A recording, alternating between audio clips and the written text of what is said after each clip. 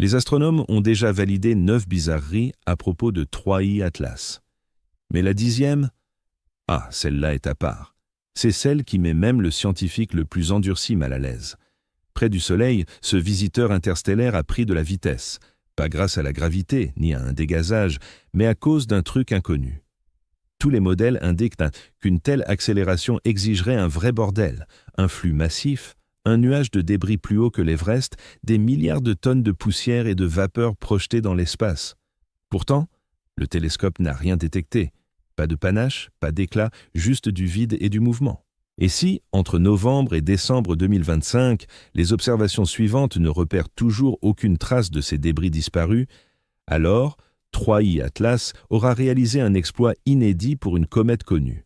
Modifier sa trajectoire dans l'espace sans perdre une once de masse visible, une force sans explication, un déplacement surgi de nulle part. Restez avec moi jusqu'au bout, on va plonger au cœur de cette 10e anomalie, et franchement, c'est celle que personne n'évoque, parce que si elle peut altérer sa route une fois, qu'est-ce qui l'empêche de recommencer? Peut-être vers nous. Si ce mystère vous intrigue autant qu'il m'attire, ne restez pas en retrait. Lancez-vous dans l'aventure, likez et abonnez-vous pour ne rien rater de la suite, car cette histoire se déroule en direct sous nos yeux. Dites-moi d'où vous suivez ça, quelle heure il est chez vous, et ce que vous en pensez de cette 10e bizarrerie. Et pour booster cette communauté, partagez la vidéo sur X, Facebook, Reddit ou même dans vos discussions de groupe. C'est grâce à vous qu'on peut continuer à traquer des récits pareils. Merci de nous soutenir comme ça. Première partie, la révélation. Figurez-vous un objet venu d'un autre système stellaire qui fonce à travers le nôtre à une allure qui rend une balle de revolver immobile et qui fait un truc qu'aucune comète connue n'a jamais tenté. Vous vous dites sans doute, Quot 4. Mais attendez, cette fois c'est pas pareil. Et la raison de cette différence risque de vous hanter la nuit si vous la laissez bien infuser. L'objet porte une désignation qui ressemble à un code pour réinitialiser un mot de passe, 3I Atlas. C'est le 3e intrus confirmé en provenance de l'extérieur de notre système solaire. Le premier, Oumuamua, avait déjà semé la pagaille en faisant douter tout le monde, comète, astéroïde ou autre chose. Le deuxième, Borisov, s'est comporté comme une comète lambda, bien sage, et a permis à tout le monde de souffler un peu. On s'est dit, l'univers est exactement comme on l'imaginait, et voilà que 3I Atlas débarque et l'univers réplique, Quote 1.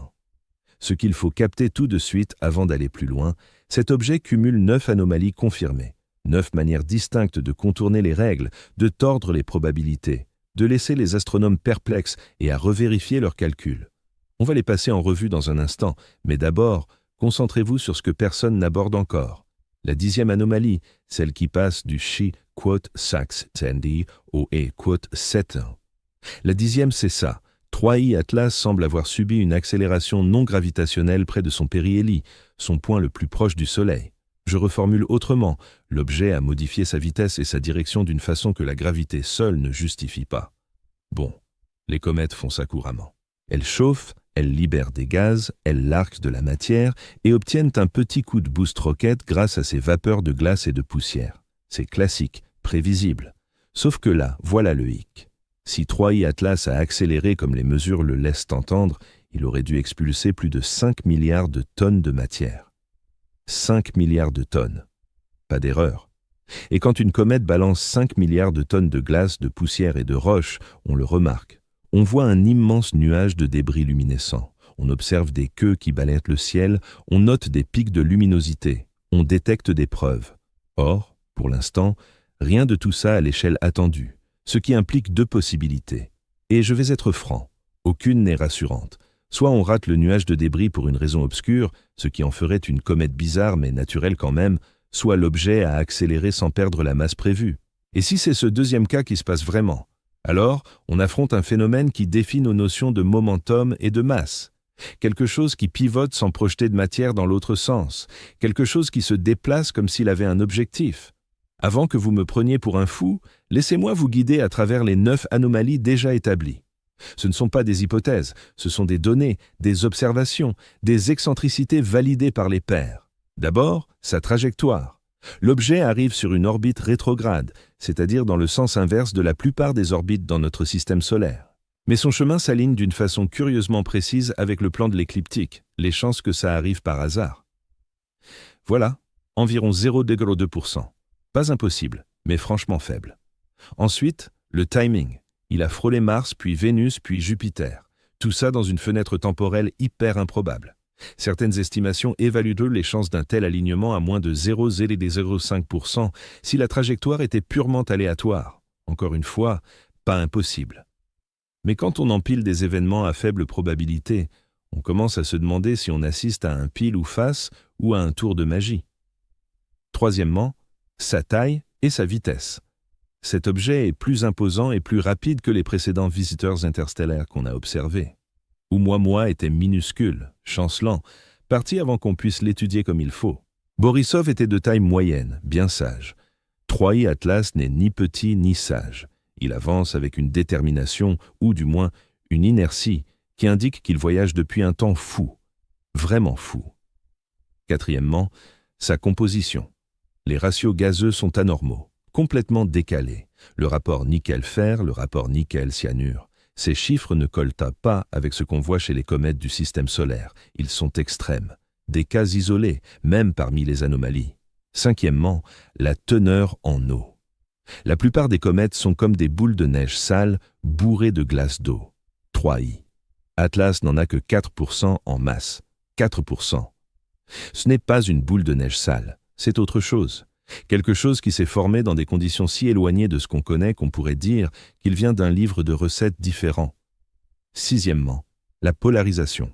Quand la lumière rebondit sur cet objet, elle se disperse d'une manière inédite. Une polarisation négative extrême, un minimum d'environ 2,7% à un angle de phase de 7 degrés. Je sais, ça paraît technique, mais voilà ce que ça implique. La surface ou les particules autour de cet objet renvoient la lumière d'une façon qu'aucune comète connue ne fait. C'est une empreinte polaire qui ne correspond à rien dans nos bases de données. Septièmement, la luminosité et la couleur. En approchant du Soleil, 3I Atlas s'est éclairci plus vite que n'importe quelle comète connue, et il ne s'est pas contenté de briller plus fort, il est devenu plus bleu. Les comètes virent généralement au rouge en se réchauffant, car la poussière domine la lumière réfléchie. Celle-ci est devenue plus bleue que le Soleil lui-même. C'est à l'envers. C'est aberrant. Huitièmement, la contre-queue. Les comètes ont des queues qui s'étirent à l'opposé du Soleil, chassées par le vent solaire et le rayonnement. 3i. Atlas a produit un jet orienté vers le Soleil, une contre-queue. Parfois, c'est une illusion géométrique, un effet d'angle de vue, mais ici, les observations indiquent que c'est authentique. Du matériau était éjecté en direction du Soleil, ou au moins dans une orientation qui défie la physique cométaire standard. Et neuvièmement, la provenance.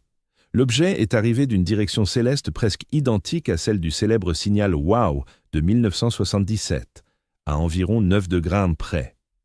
Le signal WOW, pour ceux qui l'ignorent, était un puissant signal radio à bande étroite capté par un télescope SETI, jamais répété, jamais élucidé, et venant d'un point du ciel pile là, d'où arrive 3i Atlas.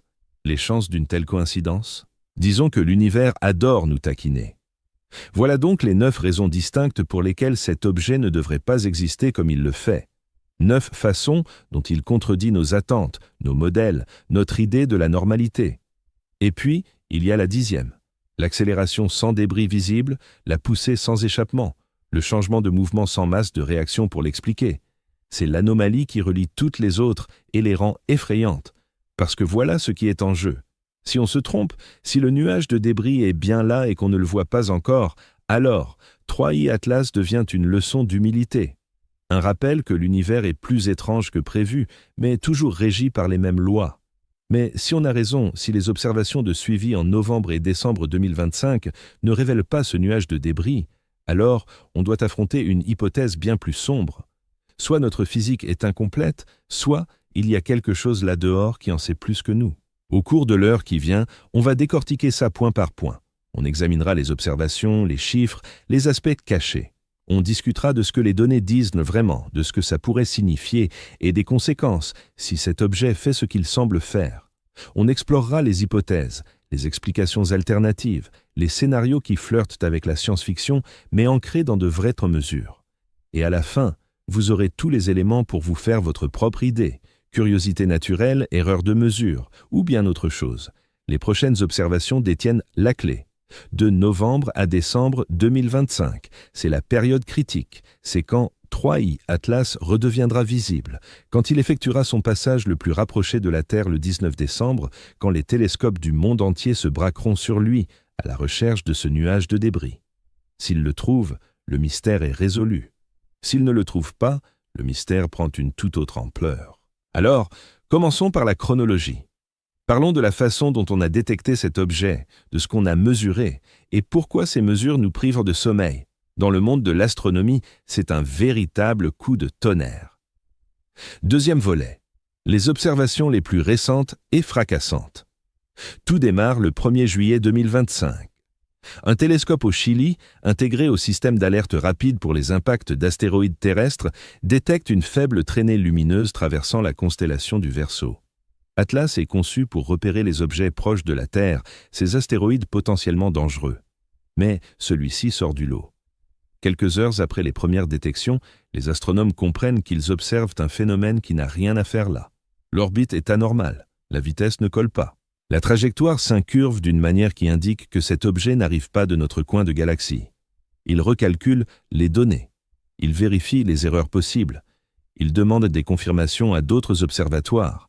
Et à la fin de la semaine, c'est confirmé. Trajectoire hyperbolique, origine interstellaire. Le troisième objet de ce type validé après Oumuamua et Borisov. On lui attribue une désignation, 3I Atlas. Le I pour interstellaire, comme un tampon cosmique prouvant qu'il vient d'ailleurs.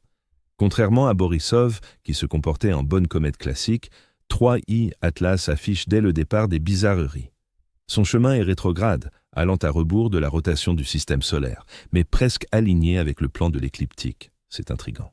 La plupart des objets interstellaires devraient arriver sous des angles aléatoires, puisque l'espace est tridimensionnel et sans direction privilégiée. Le fait que 3I Atlas frôle le plan orbital des planètes évoque soit une coïncidence extraordinaire, soit autre chose. Et puis, le timing.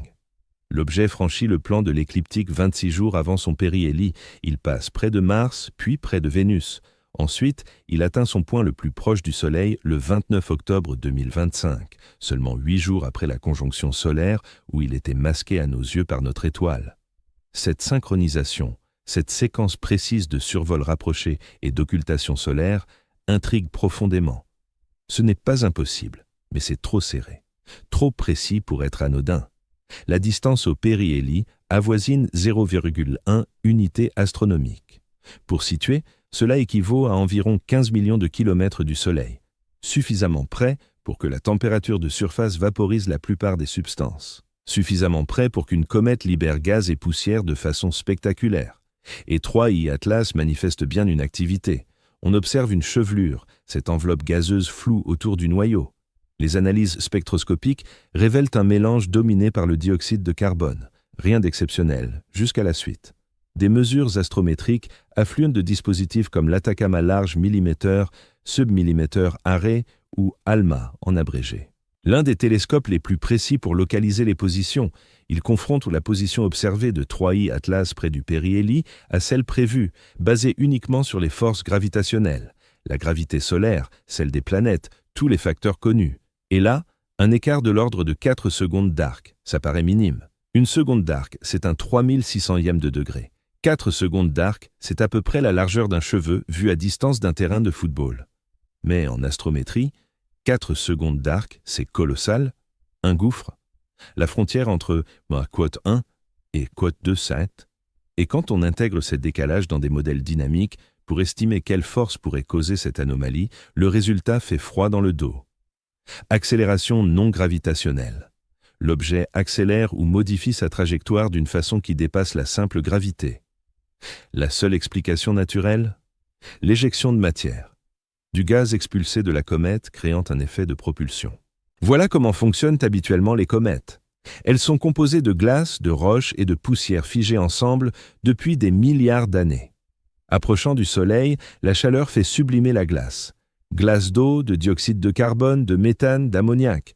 Tous les composés volatiles se libèrent. Ce gaz emporte la poussière. Des jets apparaissent, des queues se forment, une chevelure lumineuse s'illumine et une poussée se manifeste. La matière éjectée d'un côté propulse la comète dans l'autre sens. Troisième loi de Newton, action, réaction. Toute comète s'approchant du Soleil subit cela. C'est la base de la physique cométaire. La question porte sur l'ampleur. Quelle quantité de matière faut-il éjecter pour générer une telle accélération? Cela dépend de la masse de la comète, de la vélocité de l'éjection, de la configuration des jets.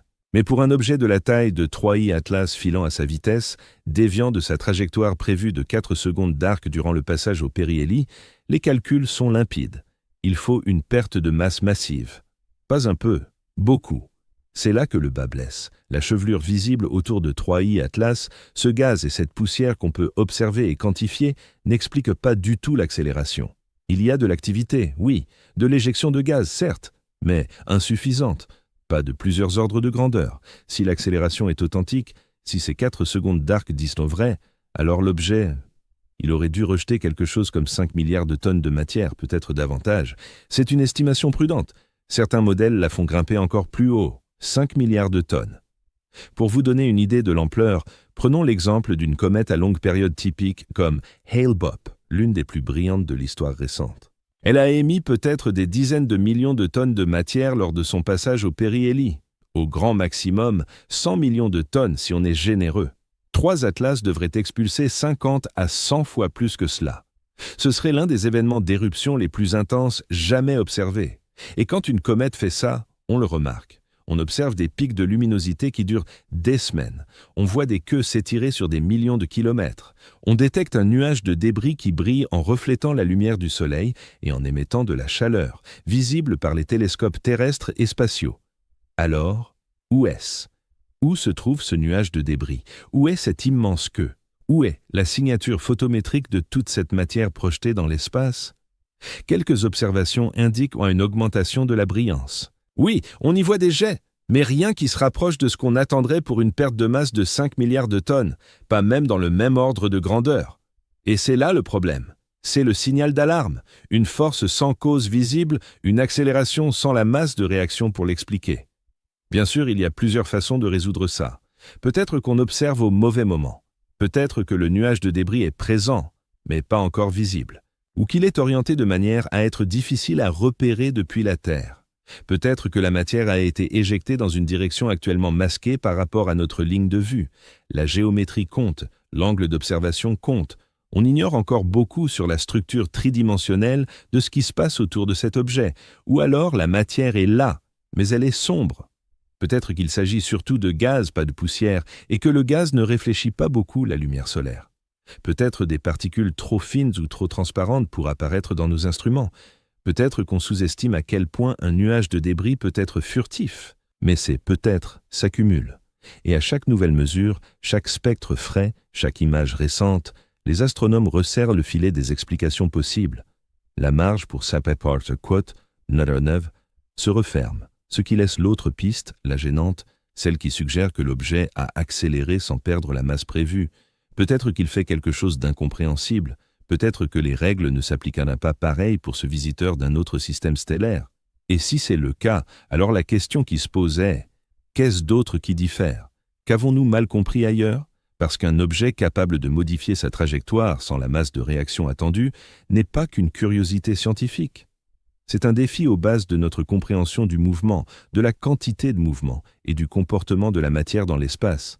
C'est le genre d'anomalie qui soit bouleverse un domaine entier, soit ruine une carrière à force d'essayer de l'expliquer. Les observations se poursuivent. Les télescopes suivent l'objet tandis qu'il orbite autour du Soleil et repart vers l'extérieur du système solaire. Novembre et décembre 2025 sont soulignés dans tous les agendas d'astronomes. C'est le moment où 3i Atlas atteindra sa distance minimale à la Terre, environ 19 millions de kilomètres le 19 décembre. C'est là que la configuration d'observation sera idéale. C'est là qu'on aura la meilleure occasion de repérer le nuage de débris s'il existe. De mesurer la luminosité, le spectre, la forme, pour trancher définitivement. S'agit-il d'une comète naturelle aux propriétés extrêmes ou de quelque chose d'autre? Mais avant d'arriver à cette échéance de décembre, avant d'aborder ce qui pourrait suivre, il faut creuser les chiffres. Il faut poser des valeurs concrètes sur la table, passer en revue les calculs, évaluer précisément l'ampleur de cette incohérence et ce qu'il faudrait pour la dissiper. Parce que les chiffres ne mentent pas. Ils peuvent être erronés, incomplets, certes, mais ils ne mentent pas. Et ici, ils sont vertigineux. Troisième partie, implication quantitative de l'affirmation. Parlons quantité de mouvement. Pas le genre de poster motivant, le genre physique. La quantité de mouvement, c'est masse multipliée par vitesse. Si tu veux la modifier, il faut appliquer une force. Et si cette force provient d'une éjection de matière, comme pour une fusée ou une comète en dégazage, alors le gain en quantité de mouvement égale celle de ce que tu expulses.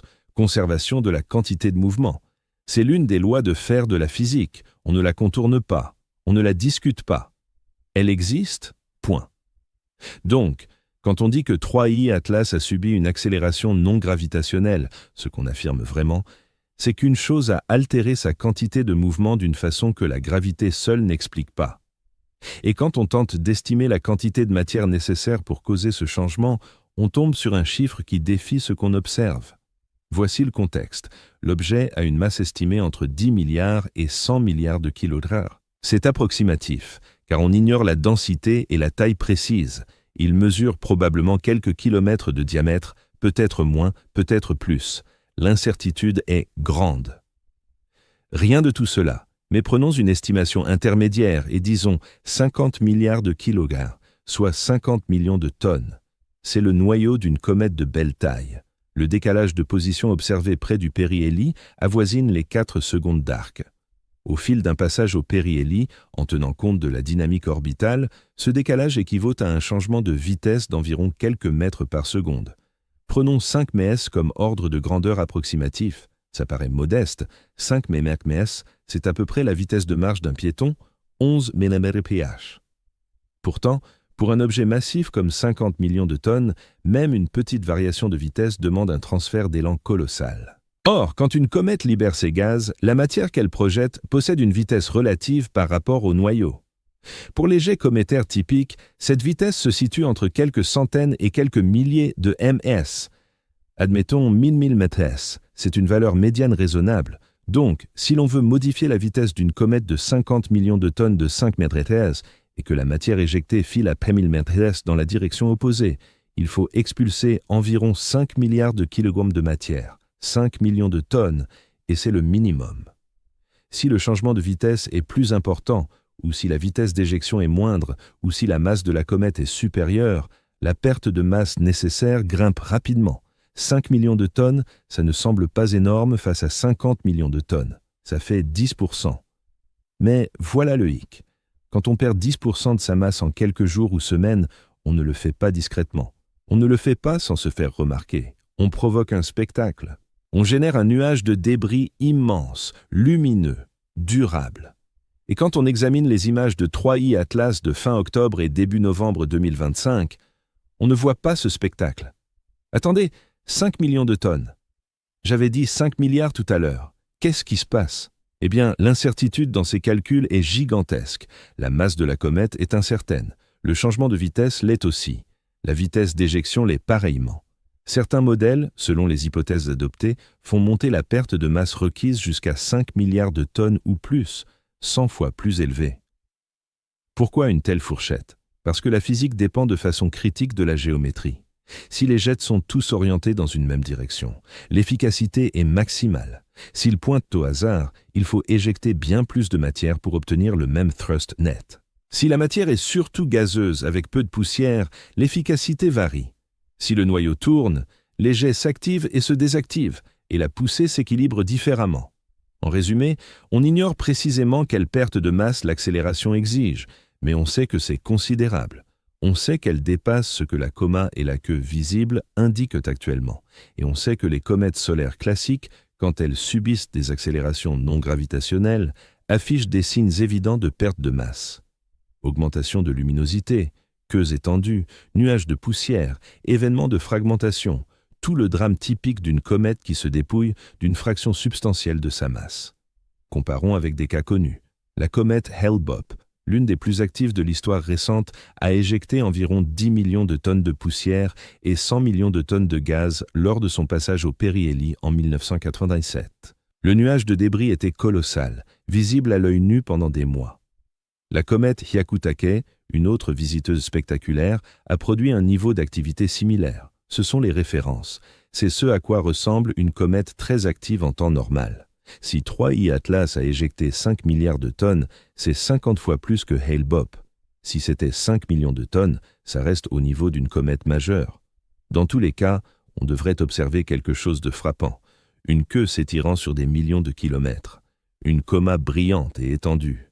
Des signatures spectroscopiques de volatiles fraîchement exposés, peut-être même de la fragmentation, des morceaux du noyau se détachant et créant des sources secondaires d'activité. Tout cela est détectable avec les télescopes modernes. Tout cela devrait être flagrant si la perte de masse s'est produite à l'échelle que suggère l'accélération. À dire vrai, certaines observations montrent une activité accrue. Il y a des rapports de jets, de pics de luminosité, d'expansion de la coma, mais ce n'est pas suffisant. Pas au point d'un facteur 10, 50 ou 100 selon le modèle retenu. La luminosité photométrique, la quantité de lumière solaire réfléchie par la poussière et les gaz, est augmentée, mais pas exceptionnelle. La queue, bien qu'existante, n'est pas une structure massive. La spectroscopie révèle un dégazage, oui, mais pas un événement de vidange catastrophique. Alors, quelles sont les options? D'une part, on rate le nuage de débris. Il est là, mais pour une raison ou une autre, on ne le voit pas encore. Peut-être faut-il du temps pour que la matière se disperse et devienne visible. Peut-être que la géométrie d'observation est défavorable et qu'on regarde sous le mauvais angle. Peut-être que les particules sont fines et transparentes et qu'elles diffusent peu de lumière. C'est l'hypothèse d'une comète naturelle avec une visibilité bizarre. C'est l'explication la plus prudente. Elle n'exige aucune physique nouvelle, juste de la patience et de meilleures données. D'autre part, l'accélération est réelle, mais la perte de masse est d'une efficacité supérieure à ce qu'on imagine. Peut-être que la matière éjectée se déplace plus rapidement que ce qu'on imagine. Peut-être que les jets sont extrêmement bien collimatés ou orientés précisément pour optimiser la poussée. Peut-être qu'une chimie inhabituelle se produit avec une glace ultra volatile qui se sublime à vive allure sans générer trop de poussière. C'est l'hypothèse du retour à une comète exotique mais naturelle. Elle pousse nos théories à leurs limites sans les faire voler en éclats. Troisièmement, l'accélération n'est pas liée du tout à un dégazage. Peut-être que c'est la pression de radiation qui agit sur une structure de masse très faible ou hautement réfléchissante. Peut-être une interaction plasma avec le vent solaire. Peut-être un effet de lentille gravitationnelle ou une erreur de mesure qui nous fait croire à un décalage inexistant. C'est l'hypothèse qu'on se trompe dans nos observations. C'est plausible. Ça arrive. La science est compliquée et les erreurs se glissent. Mais les données ont été vérifiées et revérifiées. Le décalage existe bel et bien. La vraie interrogation porte sur sa cause. Quatrièmement, l'objet a accéléré sans expulser la masse prévue. Il a modifié son élan via un processus qu'on ne saisit pas.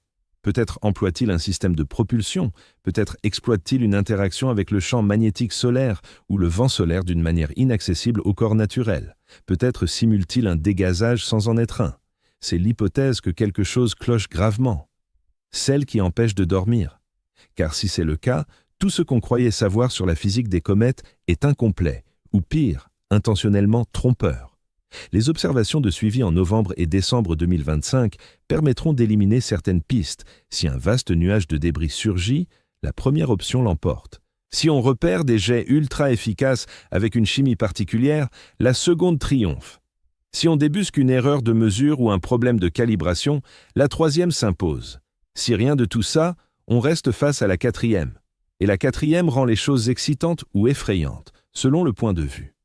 Mais les chiffres seuls ne saisissent pas toute l'étrangeté. Il faut aborder ce qu'implique vraiment cette incohérence. Pourquoi ce n'est pas qu'un simple mystère? Pourquoi c'est un signal d'alarme indiquant un truc plus profond, un lien avec les 9 autres anomalies, suggérant que cet objet ne suit pas les mêmes règles que tout ce qu'on a vu venir de l'espace intersidéral? Quatrième partie. L'incohérence, ce signal d'alarme. Il y a une frontière entre l'inhabituel et l'erroné. L'inhabituel, c'est Oumuamua qui tournoie dans l'espace sans queue apparente. L'inhabituel, c'est une comète à composition bizarre. L'inhabituel, c'est une trajectoire à faible probabilité. Ça incite à hausser les sourcils, à multiplier les analyses, à rédiger un article avec un point d'interrogation dans le titre. Mais erroné, c'est quand les lois fondamentales sur lesquelles on compte se déforment. Quand force et réaction se dissocient, quand un objet agit d'une façon impossible selon la physique qu'on a étudiée toute sa carrière. La 10e anomalie tombe dans la catégorie erronée. Et voilà pourquoi. Toutes les autres bizarreries, de la trajectoire à la composition en passant par l'éclaircissement, s'expliquent en étendant la physique connue. Peut-être que l'objet s'est formé dans un milieu atypique. Peut-être qu'il a vogué des millions d'années dans l'espace intersidéral, la radiation cosmique modifiant sa surface.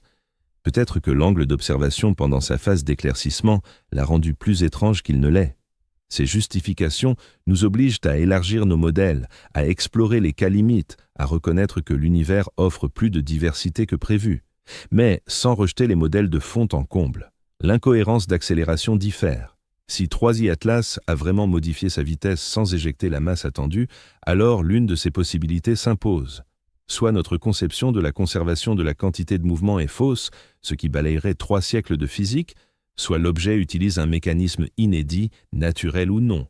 Soit on mesure mal, ce qui serait gênant mais réparable. La première est absurde, la seconde dérange. La troisième, c'est l'espoir, auquel tous se raccrochent. Prenons une analogie. Imaginez assister à un lancement de fusée. La fusée décolle, s'accélère, grimpe dans le ciel. Vous savez comment ça marche. La fusée brûle du carburant, expulse des gaz chauds par l'arrière et la réaction la propulse en avant. La troisième loi de Newton à l'œuvre. Maintenant, imaginez la fusée décoller, s'accélérer, grimper, mais sans échappement visible. Pas de flamme, pas de fumée, pas de gaz, juste la fusée qui monte et prend de la vitesse. Vous perdriez la tête. Vous vérifieriez vos appareils. Vous douteriez de votre santé mentale, car une poussée sans échappement défie la physique. Ça défie tout. C'est potentiellement ce qu'on observe avec 3i Atlas. Une poussée sans échappement, ou du moins un échappement si discret ou camouflé qu'on ne le détecte pas. Et c'est pour ça que c'est un signal d'alarme, que c'est plus inquiétant.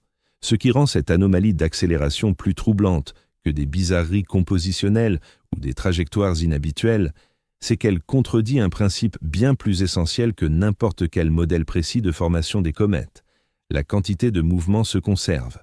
Si tu exerces une force sur un objet, il exerce une force en retour. Si tu modifies ta vitesse, il faut expulser quelque chose dans la direction opposée. Pas d'exception, sauf que, apparemment, il y en aurait peut-être une. Décomposons les deux scénarios incompatibles de manière limpide. Scénario 1. Le nuage de débris est bien présent. On ne l'a simplement pas détecté pour l'instant. Peut-être qu'il est trop faible. Peut-être qu'il est à vue de profil et qu'on regarde à travers sa dimension étroite. Peut-être que les particules sont minuscules et sombres.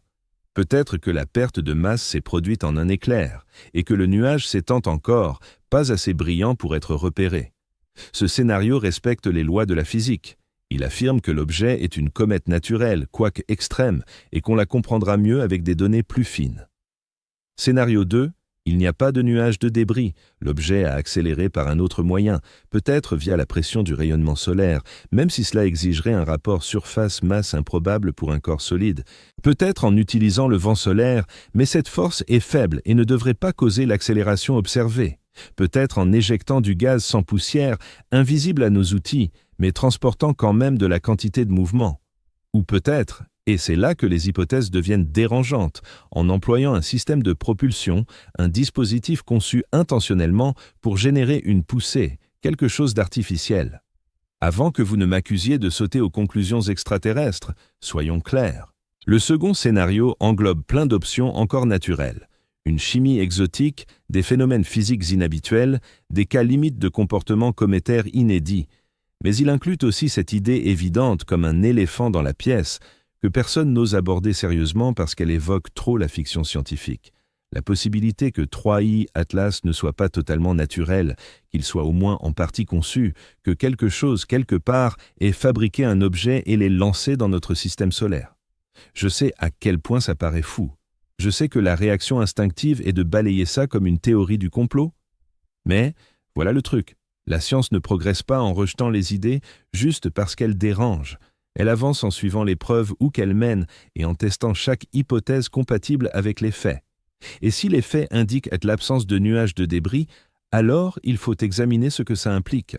Toutes les conséquences, même celles qui semblent sorties d'un film. Les autres anomalies renforcent cette inquiétude. Si 3i Atlas ne faisait qu'accélérer bizarrement, on pourrait l'attribuer à une erreur de mesure ou à un dégazage exotique, mais sa trajectoire est aussi alignée de façon improbable. Sa composition ne correspond pas non plus aux comètes classiques. Il s'illumine et éjecte des jets de manière inversée. Et il arrive aussi de la même direction qu'un signal radio inexpliqué fameux. Chacune de ces anomalies prises isolément est étrange, mais explicable. Toutes ensemble, couplées à une accélération sans perte de masse visible, ça ressemble moins à un hasard et plus à un schéma. C'est ce qui rend la 10e anomalie la plus déstabilisante. Ce n'est pas juste un élément de plus dans une liste, c'est la pierre angulaire qui soutient la voûte. Si les observations de suivi confirment que l'objet a accéléré sans perte de masse apparente, alors toutes les autres bizarreries cessent d'être des caprices et deviennent des indices qui orientent vers quelque chose qu'on n'est pas prêt à admettre. Quelque chose qui nous obligerait à repenser non seulement la physique des comètes, mais la nature de ce qu'on pourrait croiser dans l'espace interstellaire. Et ça nous amène aux enjeux. Pourquoi ça compte ? Pourquoi s'intéresser au fait qu'un bloc de glace et de roches d'un autre système stellaire dévie légèrement de sa route ? Parce que la réponse définit ce qu'on juge possible. Elle détermine si on est seul dans un univers régi par des forces naturelles aveugles, ou si autre chose est là dehors, observant, voyageant, explorant comme nous. Elle détermine si les lois de la physique sont complètes ou si des chapitres entiers nous manquent. Elle façonne notre vision de notre place dans le cosmos. Alors, que se passe-t-il ensuite ? Qu'attend-on ? Et que signifiera-t-il si les observations de décembre ne révèlent pas le nuage de débris ? Partie 5. Qu'est-ce qui est en jeu ? Pourquoi devrions-nous nous en soucier ? La science n'est pas un tas de faits. C'est un processus, une méthode pour poser des questions et accepter les réponses, même quand on les déteste. Et parfois, ce processus mène à une conclusion qui bouleverse tout. Parfois, on découvre que la Terre tourne autour du Soleil et non l'inverse. Parfois, on réalise que le temps ralentit quand on va vite. Parfois, on apprend que l'univers s'étend et finira par mourir dans un froid obscur. Ce ne sont pas des vérités rassurantes, mais elles sont vraies. Et la connaître, ces interrogations vous confère une force particulière, celle d'anticiper, de saisir, de se frayer un chemin dans un monde qui se moque bien de votre bien-être. 3 atlas représentent ce genre d'énigme. Pas tant parce qu'ils seraient incontestablement artificiels, ni parce qu'ils prouveraient sans équivoque l'existence d'extraterrestres ou de lois physiques inédites, mais parce qu'ils nous obligent à affronter les frontières de notre savoir. Et la réponse, quelle qu'elle soit, repoussera ces frontières d'un côté ou de l'autre. Si les observations complémentaires en novembre et décembre 2025 révèlent un immense nuage de débris, si nous repérons ces 5 milliards de tonnes de matière éjectée, si la perte de masse correspond à l'accélération et que tout s'emboîte parfaitement, alors voilà ce que nous découvrirons. Nous comprendrons que les objets interstellaires peuvent être bien plus radicaux que nous l'imaginions. Nous réaliserons que la genèse des comètes peut survenir dans des conditions radicalement éloignées de celles de notre système solaire. Nous admettrons que l'univers génère une diversité bien supérieure à ce que prévoient nos théories. Ça reste une avancée majeure. Il s'agit d'une comète qui échappe à toutes les classifications existantes. Un voyageur venu d'un système stellaire distant qui nous révèle des aspects inédits sur la formation planétaire, l'évolution des étoiles et la composition chimique du milieu interstellaire. Cela élargit les horizons de l'astronomie planétaire. Cela nous offre un nouvel élément de référence, un nouveau repère, un nouveau sujet d'analyse et de comparaison. Mais si les relevés ne détectent pas ce nuage de débris, si l'accélération demeure inexpliquée par une perte de masse visible, alors nous entrons dans un domaine tout autre. Il faudra poser des questions plus ardues. Existe-t-il un mécanisme de propulsion que nous ignorons ? Une méthode pour qu'un corps naturel acquiert de la vitesse sans perdre de substance ? Une interaction entre l'objet et le milieu solaire qui génère une poussée d'une manière jamais observée ? Ou bien observons-nous quelque chose d'imparfaitement naturel ? Un artefact fabriqué, conçu, lancé sur une trajectoire précise pour une mission déterminée. Les conséquences se propagent comme des fissures dans la glace. Pour les modèles de formation et d'évolution des comètes, il faudrait soit inventer de nouvelles lois physiques, soit reconnaître que certains objets obéissent à des règles distinctes. Dans l'étude des objets interstellaires, nous verrions que Yama n'était peut-être pas l'exception bizarre que nous croyions. Peut-être que les bizarreries sont la règle. Peut-être que les comètes que nous qualifions de normales ne sont que des versions locales bien sages et que le reste de la galaxie suit un scénario différent. Pour la défense planétaire, les enjeux sont plus pressants et plus inquiétants. Aujourd'hui, nous surveillons astéroïdes et comètes grâce à des calculs gravitationnels. Nous prévoyons les trajectoires sur des décennies. Nous estimons les passages rasants avec une précision remarquable. Mais si des objets peuvent accélérer de façon imprévisible, si leur parcours peut bifurquer sans alerte ni raison apparente, nos systèmes de suivi présentent une lacune critique potentiellement mortelle. On ne se protège pas contre une menace qu'on ne sait pas localiser. Et si 3 atlas agit comme il semble le faire, d'autres entités pourraient en être capables. Ce n'est pas une idée rassurante quand on veille sur une planète peuplée d'humains qui ne passent pas leur temps à songer aux roches tueuses venues de l'espace. Et puis il y a la dimension philosophique, existentielle. Pendant la plus grande partie de l'histoire humaine, nous nous sommes crus uniques. Pas parce que nous serions supérieurs, plus intelligents ou essentiels, mais simplement parce que nous existons ici, conscients, et qu'à notre connaissance, rien ni personne ailleurs dans l'univers ne nous prête attention. Le mutisme du cosmos a été assourdissant. Nous avons émis des signaux, nous avons guetté des réponses, nous avons scruté des milliers d'étoiles à la recherche de traces technologiques. Et nous n'avons rien détecté. L'univers paraît vide, inerte, froid. Mais, et si ce n'était pas le cas? Et si le silence tenait seulement à notre ignorance de ce qu'il faut écouter? Et si les signatures technologiques que nous cherchons ne ressemblaient pas à des ondes radio ou à des mégastructures, mais à des corps se déplaçant dans l'espace d'une façon que la physique naturelle peine à justifier? Et si quelqu'un là dehors explorait la galaxie comme nous envisageons de le faire, en dispatchant des sondes, en collectant des infos, en cartographiant les environs? Et si 3 Atlas en était une de ces sondes? Ce n'est pas de la pure fantaisie, c'est une hypothèse que certains chercheurs examinent avec sérieux. Pas par désir de croire aux aliens, ni par abandon des explications naturelles, mais parce que les faits indiquent une voie qu'on ne peut balayer. Quand 9 anomalies paraissent improbables chacune à part, et qu'une 10e contredit les principes physiques tels que nous les concevons, il faut au moins envisager que ce n'est pas une comète. C'est autre chose. Pour le grand public, pour ceux qui ne sont ni astronomes ni physiciens, cela compte autrement.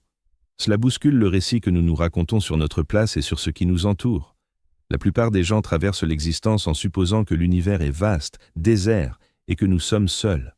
Cette présupposition façonne tout. Tout change. Notre vision du sens, de l'objectif, de l'avenir de l'humanité. Si cette hypothèse est fausse, si nous ne sommes pas seuls, si d'autres formes d'intelligence expédient des objets à travers notre système solaire, alors l'histoire humaine bascule complètement. Nous ne sommes plus les protagonistes centraux. Nous devenons des figurants dans un récit bien plus vaste, et cela peut être effrayant ou exaltant, selon ton tempérament. Alors, qu'attendons-nous? Nous guettons la lumière, des photons renvoyés par la poussière issue de gaz dispersés par des débris. Nous comptons sur les télescopes qui se tourneront vers 3I Atlas en novembre et décembre 2025 pour saisir les images révélant l'existence ou non de ce nuage de débris. Nous espérons que la spectroscopie dévoilera ce qui se passe vraiment près du noyau. Nous attendons que l'astrométrie valide ou infirme les mesures d'accélération. Nous patientons pour que l'univers abatte ses cartes. Le calendrier est précis. L'objet atteindra son point d'approche le plus proche de la Terre le 19 décembre 2025. C'est la période idéale pour l'observation. C'est là que des instruments comme le télescope spatial, James Webb, Hubble, ALMA et les observatoires terrestres auront leur meilleure opportunité pour percer le mystère. Ils traqueront des indices précis. Une queue de poussière prolongée, une chevelure luminescente, des pics de luminosité indiquant une éjection massive, des raies spectroscopiques issues de volatiles fraîchement libérés, des événements de fragmentation, des émissions radio, n'importe quel signe clamant. Oui, c'est une comète, mais une drôlement bizarre. S'il détecte ces marqueurs, l'énigme est résolue. Sinon, elle s'épaissit et pourrait redéfinir notre perception de l'univers. Et voilà le clou. On n'aura pas à patienter éternellement. Les relevés se font déjà. Les données affluent. Au moment où tu regardes ça, certains résultats pourraient déjà être disponibles. Et la réponse, quelle qu'elle soit, figurera parmi les découvertes scientifiques les plus marquantes de la décennie, voire du siècle. Donc, avant de plonger dans la structure, la trajectoire et toutes les bizarreries précises, admettons ce qui est vraiment en jeu. On ne parle pas simplement d'une comète. On discute d'un cas d'étude pour notre compréhension du mouvement, de la masse et de la nature des visiteurs interstellaires. On aborde un moment décisif où la science s'ouvre à de nouveaux horizons, ou confirme nos savoirs actuels. Et on évoque la chance, si mince soit-elle, d'assister à la première détection confirmée d'un objet venu d'au-delà de notre système solaire, sans être arrivé par hasard. C'est pour ça que ça compte. C'est pourquoi la 10e anomalie dépasse la simple curiosité. C'est une porte. Et en novembre et décembre 2025, on découvrira ce qui se trouve de l'autre côté. Partie 6, structure détaillée et chimie anormale. Entrons dans le vif du sujet. Parlons de ce dont cet objet est vraiment composé. Car c'est au niveau de la composition que l'étrangeté a émergé bien avant que quiconque ne repère le problème d'accélération. Quand on examine la lumière d'une comète, qu'on la décompose en longueurs d'onde et qu'on observe les raies sombres où des molécules spécifiques absorbent des couleurs particulières, on lit une empreinte chimique. Chaque molécule possède une signature unique. L'eau absorbe ici, le dioxyde de carbone là, le cyanure à cette longueur d'onde, le sodium à celle-là. C'est comme un code barre indiquant la make-up de l'objet. Le télescope spatial James Webb a dirigé ses outils vers 3I Atlas en août et septembre 2025. JWST est taillé pour ce genre de tâches. Sa sensibilité infrarouge détecte des molécules invisibles aux télescopes optiques. Et ce qu'il a révélé n'était pas du tout ce qu'on anticipait. Le ratio dioxyde de carbone à eau avoisinait 8,1, pas d'erreur. 8 fois plus de dioxyde de carbone que d'eau. Pour situer, les comètes solaires classiques ont l'eau comme volatile principal, avec le dioxyde de carbone en composant mineur. Les ratios tournent habituellement autour de 10,1 ou 100,1 en faveur de l'eau par rapport au dioxyde de carbone. 3i. Atlas inverse tout. C'est une comète riche en dioxyde de carbone avec une touche d'eau, et non l'inverse.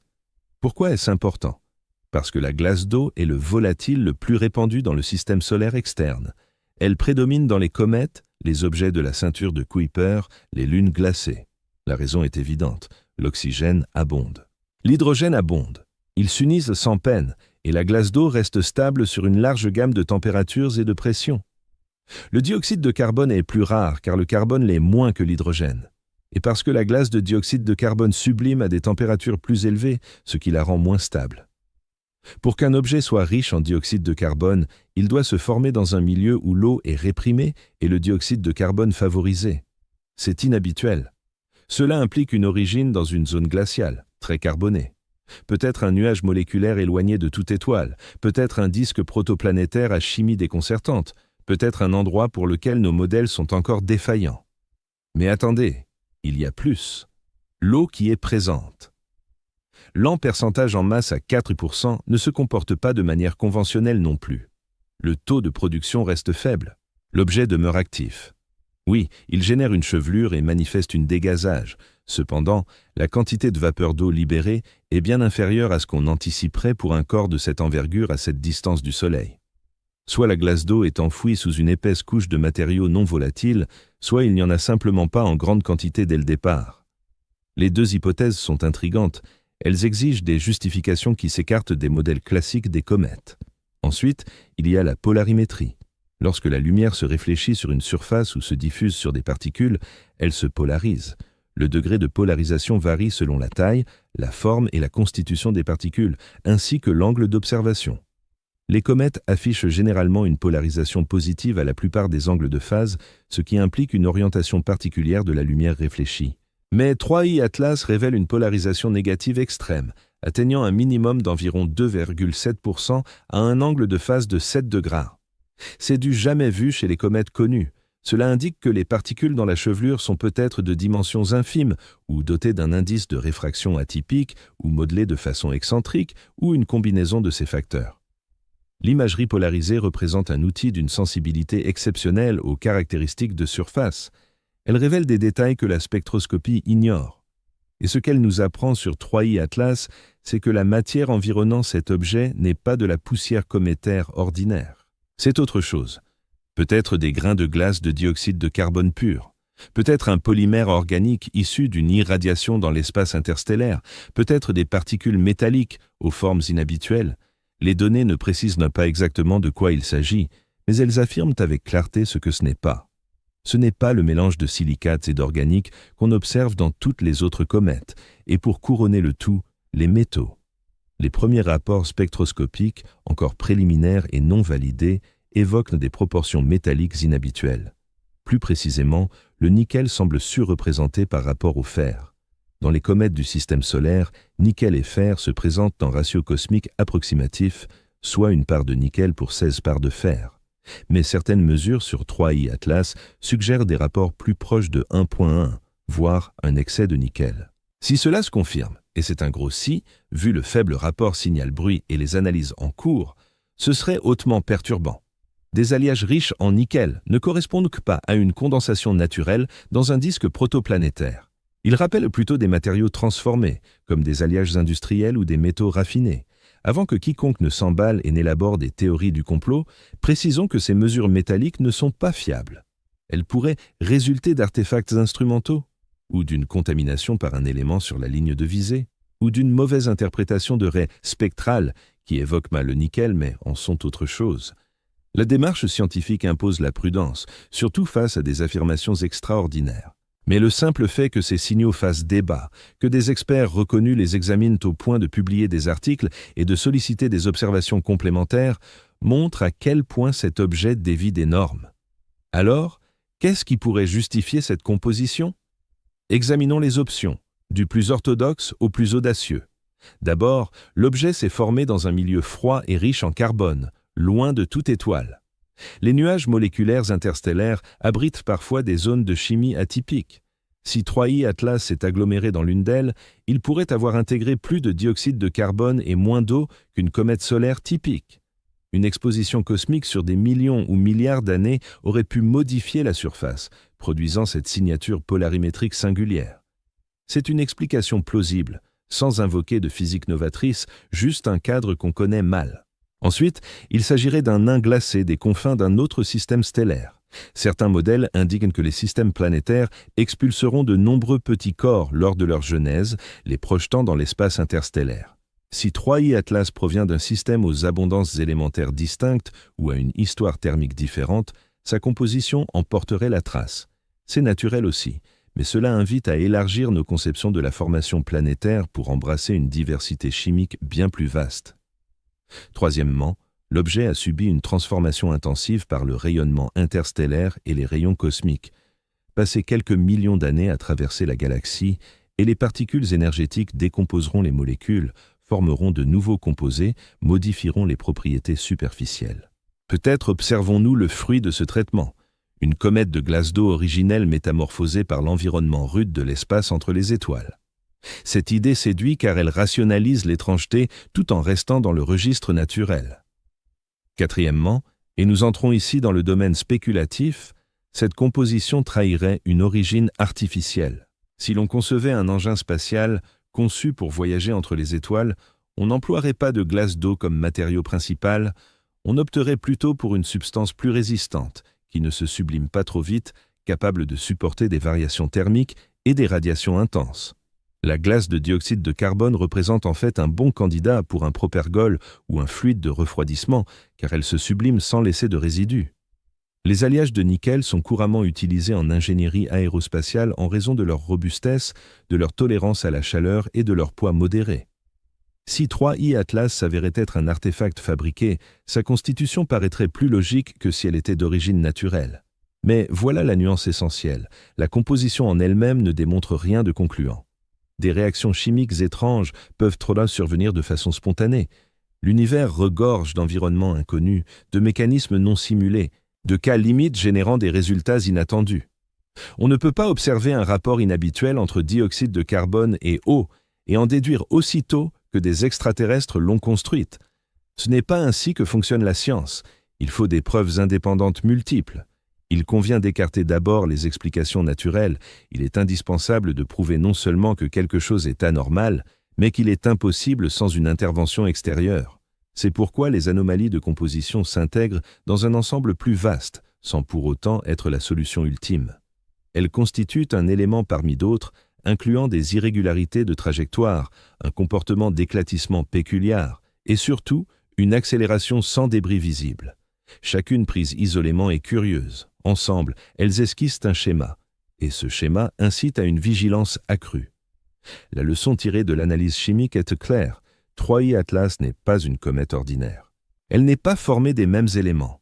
Elle ne se comporte pas de manière classique et elle ne cadre dans aucune catégorie existante, que ce soit dû à une formation dans un lieu atypique, à des modifications subies durant son périple ou à ce qu'elle soit tout bonnement autre chose qu'une comète, cela reste à élucider.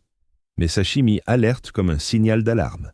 Et lorsqu'on associe ces alertes chimiques à des anomalies dynamiques, on obtient une configuration qui appelle un examen approfondi.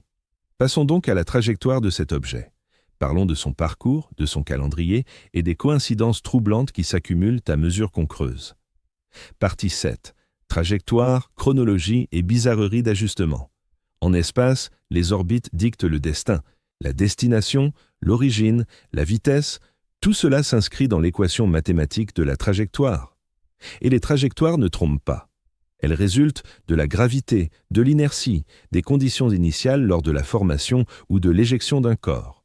Une orbite se lit comme un récit historique. Elle révèle la provenance de l'objet, ses rencontres passées, sa direction future. Or, l'orbite de 3I Atlas narre une histoire qui ne colle pas vraiment. L'objet est arrivé sur une trajectoire hyperbolique avec une excentricité supérieure à 1, marque indéniable d'une origine interstellaire. Il n'est pas capturé par le Soleil, il ne fait que traverser. L'inclinaison atteint environ 175 degrés, ce qui signifie qu'il progresse en rétrograde, à rebours du sens orbital des planètes. Cela n'a rien d'étonnant pour un visiteur d'un autre système stellaire. Rien n'oblige un tel objet à respecter l'orientation de notre système solaire. Il devrait arriver sous un angle aléatoire, sauf que cet angle ne l'est pas. L'orbite est presque alignée sur le plan de l'écliptique, à moins de 5 degrés. Cela paraît précis, et ça l'est d'un point de vue géométrique, mais le hic, c'est que si les objets proviennent de directions aléatoires dans l'espace tridimensionnel, la chance qu'un d'eux s'aligne si près d'un plan spécifique est infime. On peut le chiffrer environ 0,2%, soit 1 sur 500. Pas impossible, mais des probabilités sur lesquelles on ne miserait pas facilement. Certains astronomes invoquent un biais de sélection. Des relevés comme Atlas sont plus réceptifs aux objets traversant le plan écliptique, car c'est là que se concentre la majeure partie de leur temps d'observation. Si on traque les astéroïdes proches de la Terre, on scrute la zone où planètes et astéroïdes se meuvent, proches de l'écliptique. Ainsi, on détecterait peut-être plus aisément les objets interstellaires passant par là, même s'ils ne sont pas plus fréquents que ceux arrivant sous d'autres angles. C'est un argument légitime, une préoccupation méthodologique valable, mais il n'explique pas entièrement l'alignement, car même en tenant compte du biais, la précision reste déconcertante. Vient ensuite le timing. 3I Atlas a frôlé Mars le 4 octobre 2025. Pas de collision, ni même d'approche serrée aux échelles cosmiques, mais assez proche pour que l'attraction gravitationnelle de Mars ait légèrement dévié l'orbite. Puis il a effleuré Vénus quelques jours après, le 10 octobre, avant le périhélie le 29 octobre. Ensuite, il a longé de près l'orbite de Jupiter début novembre. 4 corps majeurs du système solaire croisés en l'espace de quelques semaines. Quelles sont les chances ? Des chercheurs ont lancé des simulations, ils ont généré des milliers de trajectoires interstellaires aléatoires. En imaginant des trajectoires aléatoires pour ces objets interstellaires, on les propulse à travers le système solaire et on calcule combien d'entre elles croisent par hasard plusieurs planètes en peu de temps. Les chiffres varient selon ce qu'on entend par proche. Mais avec des critères sensés, la chance s'élève à environ 0,5 au 5%, soit 1 sur 20 000. Pas inconcevable. Pourtant, en ajoutant cette contrainte à l'alignement sur l'écliptique, on cumule des probabilités minuscules. Et quand on multiplie des petites chances, le résultat devient minuscule. C'est là que commence l'hypothèse audacieuse. Avi, cet astronome de Harvard connu pour oser évoquer des origines artificielles aux objets venus d'ailleurs, a remarqué que la trajectoire de 3I Atlas paraît calculée à la perfection. Si l'objectif était d'explorer le système solaire interne, de frôler Mars et Vénus, d'observer le Soleil de près avant de virer vers Jupiter en sortant, on tracerait un itinéraire quasi identique. On viserait le plan de l'écliptique, là où se trouve l'essentiel. On synchroniserait l'arrivée pour multiplier les survols rapprochés. On exploiterait l'assistance gravitationnelle pour corriger la route. C'est pile ce qu'on fait pour nos sondes vers d'autres mondes. L'objection principale, et elle tient la route, c'est que parmi une foule d'objets, les cas rares surgissent inévitablement. Si des milliers ou millions de visiteurs interstellaires traversent le système solaire au fil du temps et qu'on n'en a repéré que 3, forcément, ceux qu'on voit sont les plus bizarres. Ce sont ceux qui passent assez près de la Terre pour être détectés, ceux dont les orbites les mènent dans le cœur du système, sous le regard de nos télescopes. Les biais de sélection peuvent feindre l'improbable si on oublie tous les invisibles. Admettons. Mais un autre élément rend cette trajectoire encore plus suspecte. L'objet a atteint son périhélie seulement 8 jours après la conjonction solaire. Du point de vue terrestre, il était masqué par le Soleil lors de son passage le plus serré. Pendant une quinzaine de jours, de mi-octobre à début novembre, 3I Atlas se trouvait dans une zone où les instruments au sol ne pouvaient l'espionner. Le Soleil bloquait la vue. Et le périhélie, cet instant où une comète s'active au maximum, où elle chauffe, dégaze et déploie tout son spectacle, s'est produit pile dans cette période d'aveuglement. Pur hasard ? possible. Le Soleil est imposant, il couvre une bonne part du ciel et tout ce qui s'approche subit une occultation temporaire. Mais ce timing est drôlement pratique pour qui voudrait esquiver les regards. Si l'idée était d'agir près du Soleil sans témoin, on choisirait la conjonction. On attendrait que la Terre passe de l'autre côté. Et 3IE Atlas a fait juste ça. Je ne prétends pas que ça démontre quoi que ce soit. Je dis que c'est un indice de plus dans une série de bizarreries qui s'accumulent. Face à 10 anomalies, on se demande quand le hasard cède la place à un signal clair. Quelle est la limite? Combien d'événements improbables faut-il avant de douter qu'ils soient isolés? Peut-être qu'ils s'enchaînent pour une raison, peut-être qu'une logique les relie. Les particularités de trajectoire accentuent le mystère de l'accélération. Si 3IE Atlas se déplaçait simplement de façon étrange, on pourrait blâmer une erreur de mesure, un dégazage inhabituel ou un coup de chance. Mais il se meut de manière curieuse, en synchronie avec plusieurs planètes, dans un plan favorisant les observations, sur un calendrier qui voile le clou du spectacle. Ça fait beaucoup de coïncidences, ça sent le réglage fin. Or, dans la nature, un tel affinage appelle une explication.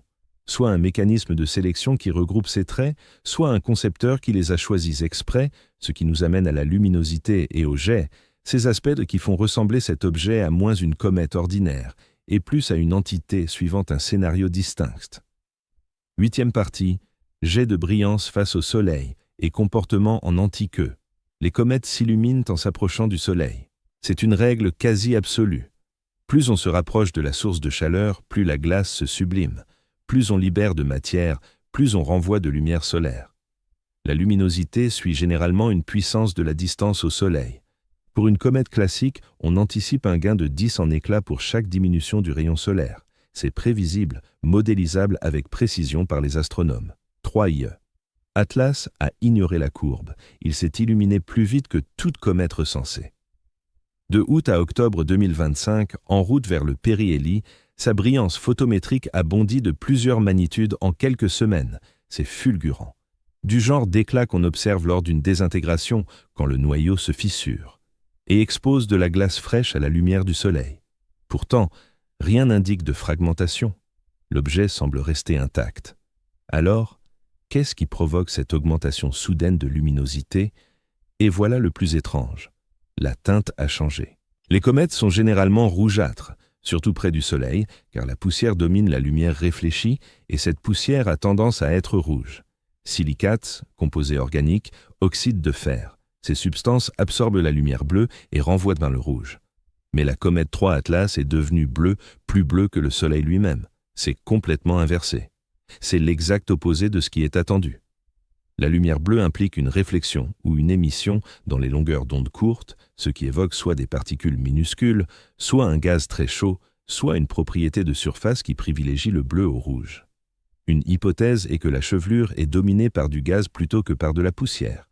Si l'activité principale repose sur du dioxyde de carbone, qui ne génère pas beaucoup de poussière, alors la lumière observée provient de la fluorescence des molécules gazeuses plutôt que de la réflexion du Soleil sur des grains. La fluorescence gazeuse peut virer au bleu. Le dioxyde de carbone ionisé par les ultraviolets solaires émet d'ailleurs dans des bandes bleues précises. Peut-être avons-nous affaire à une comète riche en gaz mais pauvre en poussière. Ce serait inhabituel, certes, mais pas invraisemblable. Une autre idée. La surface pourrait être hautement réfléchissante et lisse, comme de la glace plutôt que de la roche. De la glace récemment mise à nu peut briller intensément et pencher vers le bleu, car elle diffuse efficacement les courtes longueurs d'onde. L'éclat soudain viendrait peut-être de vastes zones de glace de surface révélées d'un coup, par sublimation d'une croûte supérieure ou par un mécanisme de régénération de la surface. Encore une fois, atypique, mais pas exclu. Mais il y a aussi cette anti-queue. Les queues de comètes s'orientent toujours loin du Soleil. C'est un principe physique fondamental. Le vent solaire et la pression de radiation repoussent gaz et poussière vers l'extérieur, loin du Soleil, formant ainsi la queue. Il arrive parfois qu'une illusion d'anti-queue apparaisse, due à la géométrie qui donne l'impression que la queue pointe vers le Soleil, mais ce n'est qu'un effet de perspective. On voit la queue de profil, et l'œil se laisse tromper. Les mesures sur la 3 Atlas révèlent ce qui semble être un jet authentique dirigé vers le Soleil, du matériau éjecté en direction du Soleil, ou du moins pas éloigné de lui. Cela a été noté en juillet et août 2025, avant le périhélie, quand l'objet était encore assez éloigné.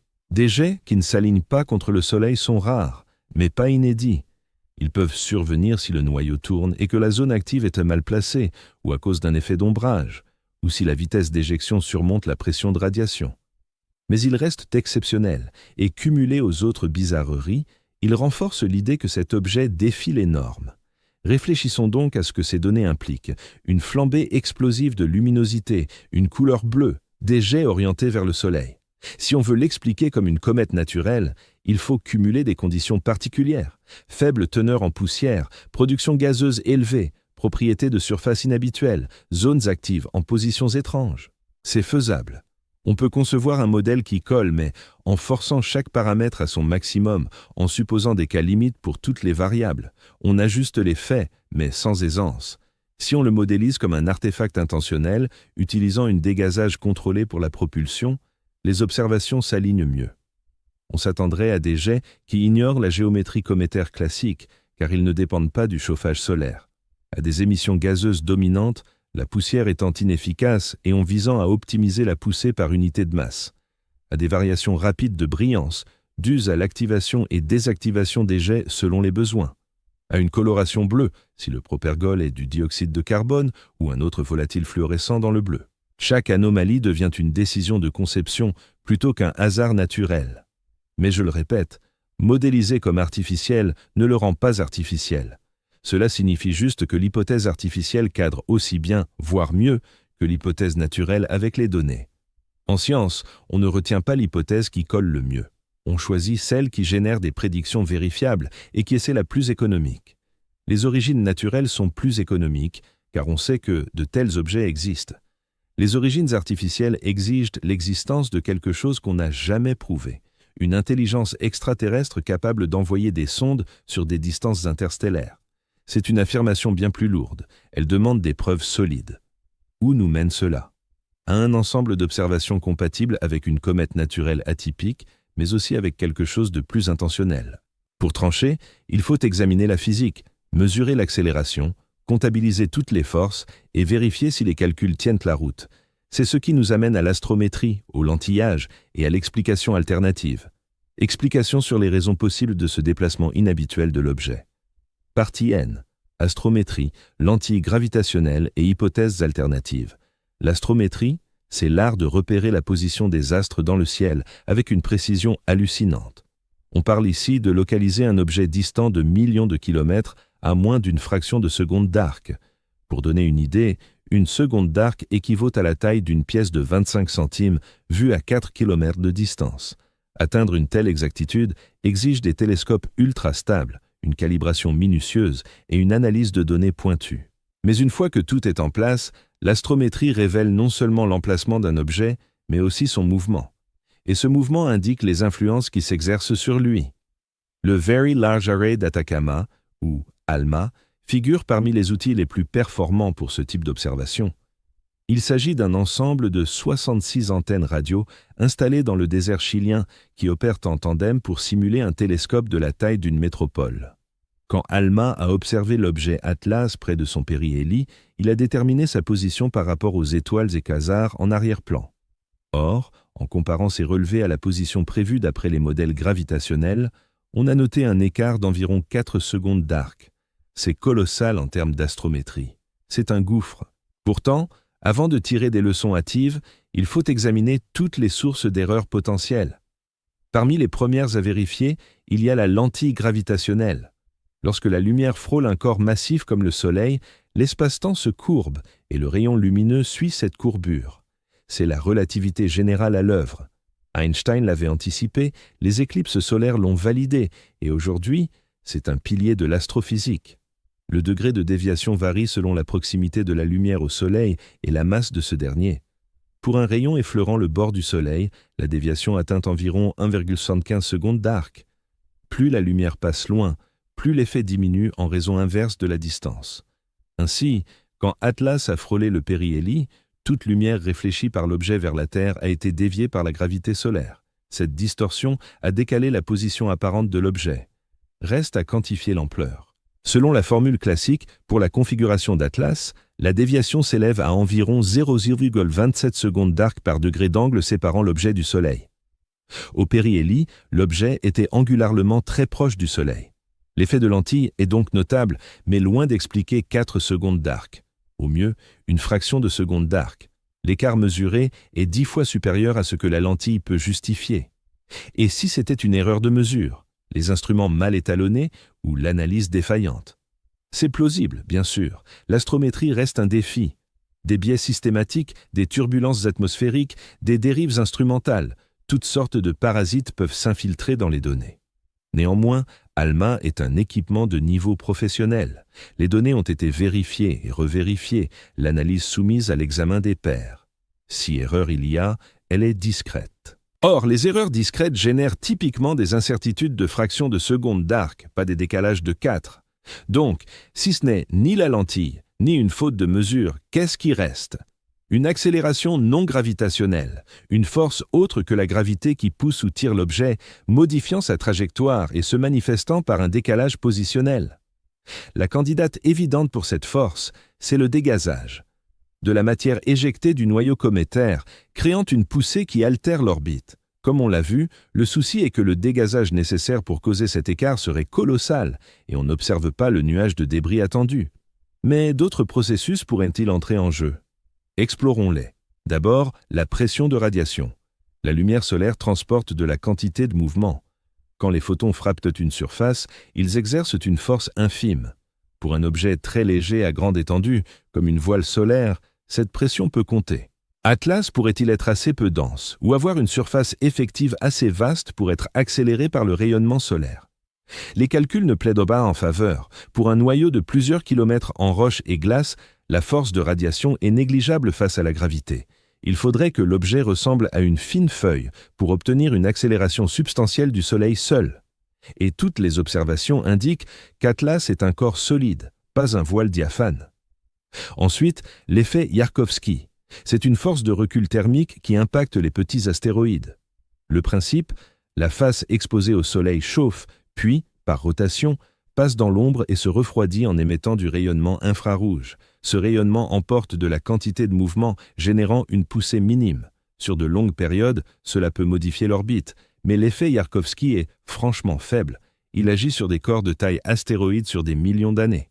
Pour un objet cométaire sur quelques mois, l'accélération serait insignifiante, de l'ordre de grandeur trop bas pour justifier un écart de 4, décalage en arc-seconde.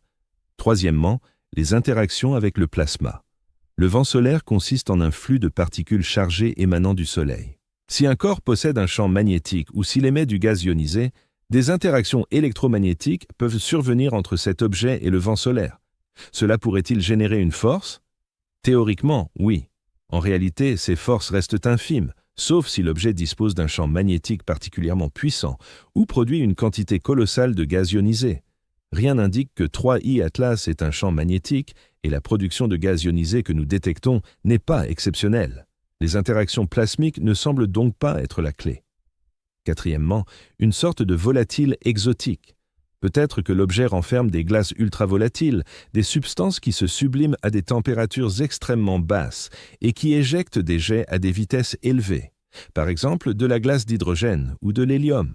Ces matériaux passeraient inaperçus pour la plupart des instruments, car ils ne fluorescentent pas dans les longueurs d'onde optiques et ne génèrent pas de poussière. On obtiendrait ainsi une poussée sans débris visible. Le souci, c'est que conserver de la glace d'hydrogène ou d'hélium est quasi impossible. Elle se sublime à des températures proches du zéro absolu. Même dans l'espace interstellaire, au sein des nuages moléculaires les plus froids, les maintenir pendant des millions d'années représente un défi majeur. Et dès qu'on s'approche d'une étoile, elles disparaissent en un clin d'œil. C'est une idée ingénieuse, mais elle ne résiste pas à un examen approfondi. Cinquièmement, et nous entrons ici dans le domaine de l'hypothèse pure, peut-être que l'objet emploie un système de propulsion inconnu à notre science, pas un moteur fusée classique, ni une dégazage traditionnel, mais autre chose.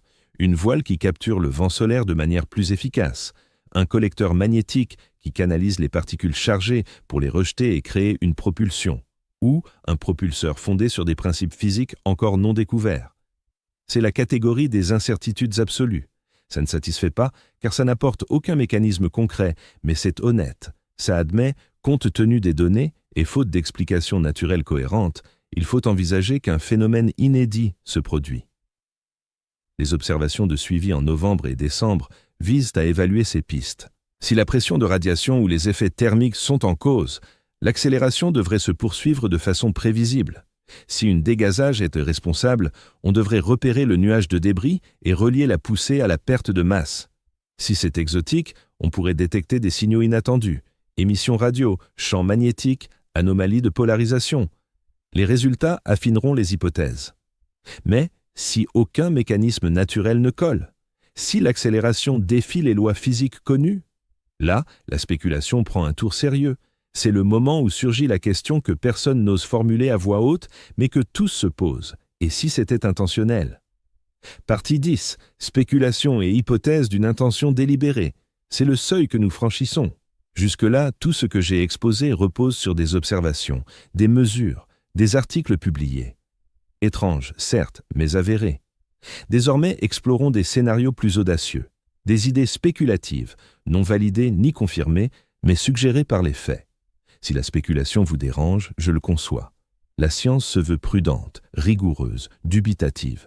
Pourtant, elle doit aussi suivre les preuves, et parfois, celles-ci mènent à des conclusions qui évoquent la science-fiction. Développons l'arbre des décisions.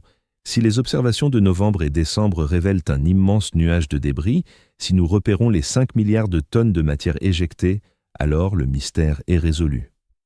3i. Atlas est une comète naturelle, extrême peut-être la plus extrême observée, mais naturelle quand même. Elle s'est formée dans un milieu atypique, avec une composition inhabituelle. Son comportement singulier s'explique par son origine hors de notre système solaire, où les règles diffèrent. Énigme élucidée. Nous rédigeons des études, ajustons nos théories et passons à autre chose. La science triomphe.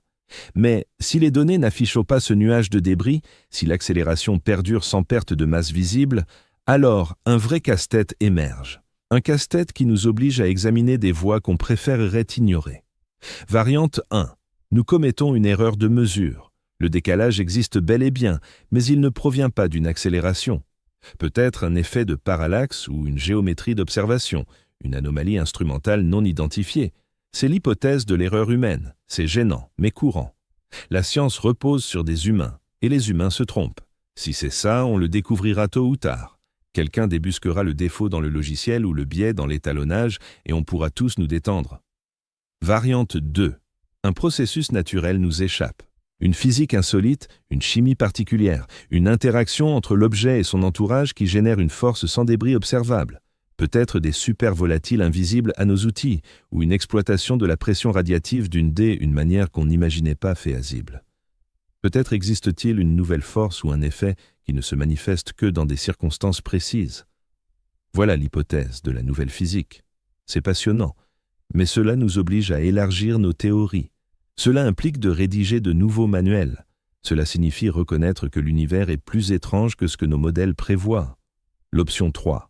L'objet est artificiel, conçu, fabriqué, lancé sur une trajectoire déterminée pour un objectif précis. C'est l'hypothèse qui met les gens mal à l'aise car elle suppose une intelligence, elle suppose une technologie, elle suppose que nous ne sommes pas seuls et que ceux qui sont là dehors possèdent des aptitudes que nous n'avons pas. Permettez-moi d'être très clair là-dessus. Je ne dis pas que l'option 3 est la bonne, je dis qu'elle est sur la table, elle est cohérente avec les données. Et en science, on ne peut pas écarter une hypothèse simplement parce qu'elle dérange sur le plan social. Explorons ce que signifierait l'option 3. Si 3i Atlas est une sonde, un vaisseau spatial, un objet ingénierie, alors plusieurs éléments s'expliqueraient logiquement. La trajectoire serait logique. On voudrait passer près de Mars pour l'étudier. On voudrait s'approcher de Vénus. On viserait un périhélie rapproché pour observer le Soleil. On concevrait un parcours qui optimise les retours scientifiques, tout comme nous le faisons pour nos missions d'exploration du système solaire. Le timing serait cohérent. On arriverait quand les planètes sont alignées de façon avantageuse. On utiliserait des assistances gravitationnelles si possible. On optimiserait pour l'efficacité en carburant ou en durée. La composition serait compréhensible. On ne construirait pas une sonde en glace d'eau. L'eau est réactive, elle gèle et se dilate. Elle n'est pas stable sur de longues périodes.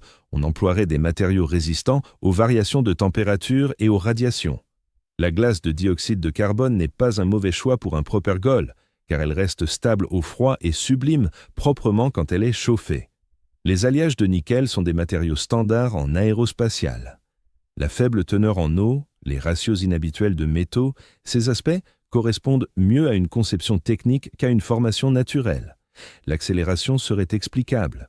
On profiterait du passage au périhélie pour corriger la trajectoire. On activerait des propulseurs ou on déploierait une voile, ou on utiliserait n'importe quel système de propulsion disponible. On le ferait pendant la conjonction solaire, quand la Terre ne peut pas vous observer, non pas pour cacher des choses, mais parce que c'est le moment où la géométrie est idéale. L'absence d'un nuage de débris visible s'expliquerait, car on ne libère pas de gaz de manière aléatoire. On oriente précisément la poussée en utilisant juste le propulseur nécessaire pour la manœuvre, sans gaspiller de matière en queue spectaculaire. L'éclaircissement et les jets seraient logiques. On s'attendrait à des variations de luminosité si des systèmes s'activent. On s'attendrait à des jets qui ne suivent pas une géométrie naturelle parce qu'ils sont contrôlés. On s'attendrait à des émissions dominées par les gaz, car la poussière est inefficace et on voudrait une poussée maximale par unité de masse. Chaque anomalie, chaque particularité étrange devient compréhensible si on postule un design intentionnel plutôt que des processus naturels aléatoires. Maintenant, voici le point clé. Adapter une hypothèse aux données ne la rend pas vraie. Je peux inventer une histoire qui explique tout si je suis assez imaginatif. Le critère d'une hypothèse n'est pas qu'elle colle aux observations. Le vrai test, c'est si elle formule des prédictions, si ces prédictions sont vérifiables et si les explications alternatives sont moins probables. Alors, qu'est-ce qu'il nous faudrait pour confirmer que 3i Atlas est artificiel? D'abord, exclure toutes les explications naturelles. Cela signifie démontrer sans ambiguïté qu'aucune combinaison de chimie exotique, de physique inhabituelle ou de conditions marginales ne peut générer le comportement observé. C'est difficile. La nature est ingénieuse. On peut toujours invoquer un scénario rare, une coïncidence heureuse. Mais si suffisamment d'explications naturelles échouent, si l'espace des paramètres se réduit à néant, alors on commence à envisager sérieusement l'alternative. Ensuite, il nous faudrait des preuves positives de conception, des motifs trop réguliers pour être naturels, des signaux qui portent de l'information, des structures qui révèlent des principes d'ingénierie, une modulation de la luminosité ou des émissions qui ressemblent à une communication ou un contrôle, des signatures spectroscopiques de matériaux fabriqués, comme des polymères industriels ou des métaux raffinés qui n'existent pas à l'état naturel. Rien de tout cela n'a été détecté pour l'instant, mais nous continuons les recherches. Troisièmement, il nous faudrait une confirmation indépendante. Un objet isolé est une anomalie. Deux objets aux propriétés similaires forment un schéma. Trois deviennent un phénomène. Si 3i Atlas est artificiel, il n'est sûrement pas unique. Il devrait y en avoir d'autres. Peut-être les avons-nous déjà vus sans les identifier. Peut-être que Oumuamua en était un. Peut-être que le prochain visiteur interstellaire montrera les mêmes caractéristiques. Si nous commençons à repérer plus d'objets avec ces propriétés, l'hypothèse artificielle gagne en force. Mais parlons des contre-arguments, car il y a de solides raisons d'être sceptique. D'abord, la grande majorité des scientifiques privilégient les explications naturelles, non pas parce qu'ils sont bornés ou apeurés par les conséquences, mais parce que les explications naturelles ont une portée bien plus large, un historique bien plus solide. À chaque fois dans l'histoire que nous avons croisé un phénomène étrange, que ce soit des comètes, des pulsars ou des sursauts radio rapides, la réponse s'est toujours avérée naturelle. Jamais une seule fois il ne s'est agi d'extraterrestres. C'est un préjugé puissant. Il nous dit « Code 12 ». Deuxièmement, les voyages interstellaires sont extrêmement difficiles, vraiment compliqués. Les distances sont colossales, les durées sont interminables. Les besoins en énergie sont effarants. Même en naviguant à une fraction substantielle de la vitesse de la lumière, franchir l'espace entre les étoiles demande des décennies ou des siècles. Et Oumuamua ne file pas à une telle allure. Il avance à environ 30 km/h, ce qui est rapide selon nos critères humains, mais un escargot à l'échelle interstellaire. À cette vitesse, il lui faudrait des dizaines de milliers d'années pour venir de l'étoile la plus proche. Pourquoi quelqu'un enverrait-il une sonde pour un périple plus long que la plupart des civilisations? Pourquoi ne pas attendre une technologie supérieure, ou émettre des signaux à la place, ou simplement rester chez soi? Troisièmement, si des sondes sillonnaient notre système solaire, nous en aurions repéré bien plus à l'heure qu'il est. Nous scrutons le ciel avec sérieux depuis quelques décennies. Nous avons répertorié des centaines de milliers d'astéroïdes et de comètes, et nous n'avons détecté que 3 objets interstellaires. Si l'un d'eux est artificiel, cela représente un taux de découverte de 33%. Ça paraît bien trop élevé. À moins que les sondes pullulent de manière incroyable, à moins que la galaxie en soit infestée, les chances de tomber sur l'une d'elles dès les premières années d'observation sont infimes. Ce sont des objections légitimes. Elles expliquent pourquoi la plupart des scientifiques ne se ruent pas sur l'hypothèse artificielle, mais elles ne sont pas irréfutables. Ce sont des arguments probabilistes, pas des preuves concrètes. Et parfois, des événements improbables se produisent. Parfois, l'univers nous réserve des surprises. La question est, combien de preuves faut-il pour prendre au sérieux une idée improbable? Avi Loeb, l'astronome dont j'ai parlé plus tôt, soutient que nous devrions au moins explorer cette possibilité. Sa stance n'est pas que Oumuamua soit définitivement artificiel. Sa position est que nous ne devrions pas rejeter l'idée sans un examen approfondi, que nous devons collecter des données, vérifier des prévisions et laisser les faits nous orienter. Si ça s'avère naturel, tant mieux. Nous en aurons appris sur des comètes exotiques. Mais si c'est autre chose, si nous ignorons les indices par gène de considérer leurs conséquences, alors nous aurons failli en tant que scientifiques. Nous aurons laissé nos préjugés nous priver d'une découverte. Et voilà la vérité qui dérange. Si des sondes d'autres civilisations traversent la galaxie en étudiant les systèmes solaires, en ramassant des infos, nous pourrions nous attendre à ce qu'elles ressemblent beaucoup à Oumuamua. Petites, rapides, sur des trajectoires bizarres, se comportant de façon étrange près des étoiles. Nous ne devrions pas anticiper qu'elles annoncent leur arrivée, ni qu'elles atterrissent sur Terre pour se présenter. Nous devrions imaginer qu'elles agissent tout comme nos propres sondes, observer, mesurer, repartir. Et si nous en croisions une, nous en débattrions probablement pendant des années, car les indices seraient alléchants, mais pas concluants.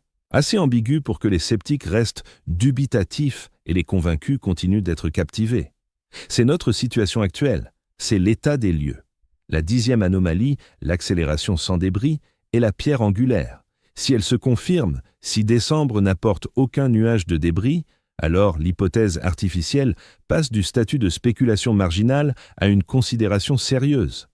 Pas une certitude, pas une preuve, mais une idée qui mérite qu'on s'y attarde. Et si vous êtes de ceux qui estiment que la quête d'intelligence extraterrestre vaut la peine, si vous pensez qu'il est crucial de savoir si nous sommes seuls, alors cet objet est l'une des cibles les plus cruciales à ce jour. Élargissons donc le champ. Relions cette histoire au panorama plus large des découvertes récentes et voyons ce qui se passe d'autre en 2025 pour faire de Oumuamua une pièce d'un motif plus vaste. Partie 11. Actualité astronomique récente. 1. Surprise atmosphérique sur une exoplanète. Pendant que nous nous passionnons pour un visiteur interstellaire dans notre jardin, les astronomes qui étudient d'autres systèmes stellaires dénichent leurs propres étonnements. En septembre 2025, une équipe utilisant le télescope spatial James Webb a révélé la détection d'une atmosphère exoplanétaire qui défie toutes les prédictions des modèles actuels. La planète nommée WASP-243b gravite autour d'une étoile semblable au Soleil à environ 400 années-lumière. C'est un Jupiter chaud, un géant gazeux en orbite serré autour de son étoile, verrouillé tidal avec un côté éternellement exposé à la chaleur. Les modèles standards prévoient que ces atmosphères soient principalement composées d'hydrogène et d'hélium, avec des traces d'eau, de monoxyde de carbone, peut-être un peu de méthane ou d'ammoniac. Mais l'atmosphère de WASP-243b est dominée par le dioxyde de carbone, près de 50% de CO2 en volume. La teneur en eau est négligeable. L'hydrogène et l'hélium sont présents, mais pas en tant que composants principaux. Le spectre révèle des signatures moléculaires qui ne correspondent à aucune atmosphère connue dans le système solaire, ni à un modèle théorique de formation des Jupiters chauds. C'est comme si la planète s'était formée dans un milieu où le carbone était bien plus abondant, plus que l'oxygène, ou bien un mécanisme qui aurait éliminé l'hydrogène pour accumuler le dioxyde de carbone. Quoi qu'il en soit, c'est aberrant. Une telle atmosphère n'aurait pas dû se former. L'équipe à l'origine de la découverte a exposé ses résultats dans la revue Nature et la communauté des exoplanètes a réagi avec un mélange d'enthousiasme et de perplexité. Enthousiasme, car cela représente un nouveau jalon, un genre inédit de planète qui élargit notre vision de la variété planétaire. Perplexité, parce que personne n'a d'explication solide pour l'origine d'une enveloppe gazeuse pareille. L'hypothèse principale suggère que la planète s'est constituée plus loin de son étoile, dans une zone riche en glace de dioxyde de carbone, avant de se déplacer vers l'intérieur. Pourtant, cela n'éclaire pas totalement le déséquilibre extrême. Cela ne dit rien sur la raison pour laquelle l'hydrogène et l'hélium n'ont pas pris le dessus, alors qu'ils constituent les éléments les plus répandus dans l'univers. Alors, quel lien avec 3I Atlas à la surface? Aucun. L'un est un visiteur interstellaire dans notre système solaire. L'autre est l'atmosphère d'une exoplanète à des centaines d'années-lumière. Mais sur le plan thématique, ils se rejoignent. Tous deux illustrent comment l'univers génère des phénomènes qui échappent à nos schémas théoriques. Ce sont des cas atypiques qui remettent en cause nos idées sur la composition et la jeunesse des corps célestes. Ils obligent les astronomes à admettre que nos théories pourraient être lacunaires. Pendant des décennies, nous avons élaboré des modèles de formation planétaire en nous basant sur les observations de notre propre système solaire. Nous pensions que ce que nous voyons ici est représentatif, que les autres systèmes ressembleraient avec quelques différences. Mais plus nous repérons d'exoplanètes, plus nous saisissons à quel point notre système pourrait être exceptionnel. Les Jupiters chauds n'auraient donc pas dû exister, d'après les premiers modèles. Les super-terres en orbite resserrée non plus. Les géantes de glace en rotation rétrograde, pareil. Et voilà que des atmosphères dominées par le dioxyde de carbone n'auraient pas dû non plus. Pourtant, elles sont bien là. La morale de l'histoire, c'est la modestie. L'univers n'a aucune obligation de coller à nos prévisions. Les mécanismes de formation sont intricats, les milieux sont variés et les situations extrêmes plus fréquentes qu'on ne l'imaginait. Quand on intègre des milliards de systèmes stellaires, chacun avec son passé et sa chimie propre, on obtient un espace de paramètres immense. Certaines zones de cet espace mènent à des résultats que nous connaissons. D'autres aboutissent à des configurations qui nous paraissent étranges, mais qui sont logiques dans leur contexte.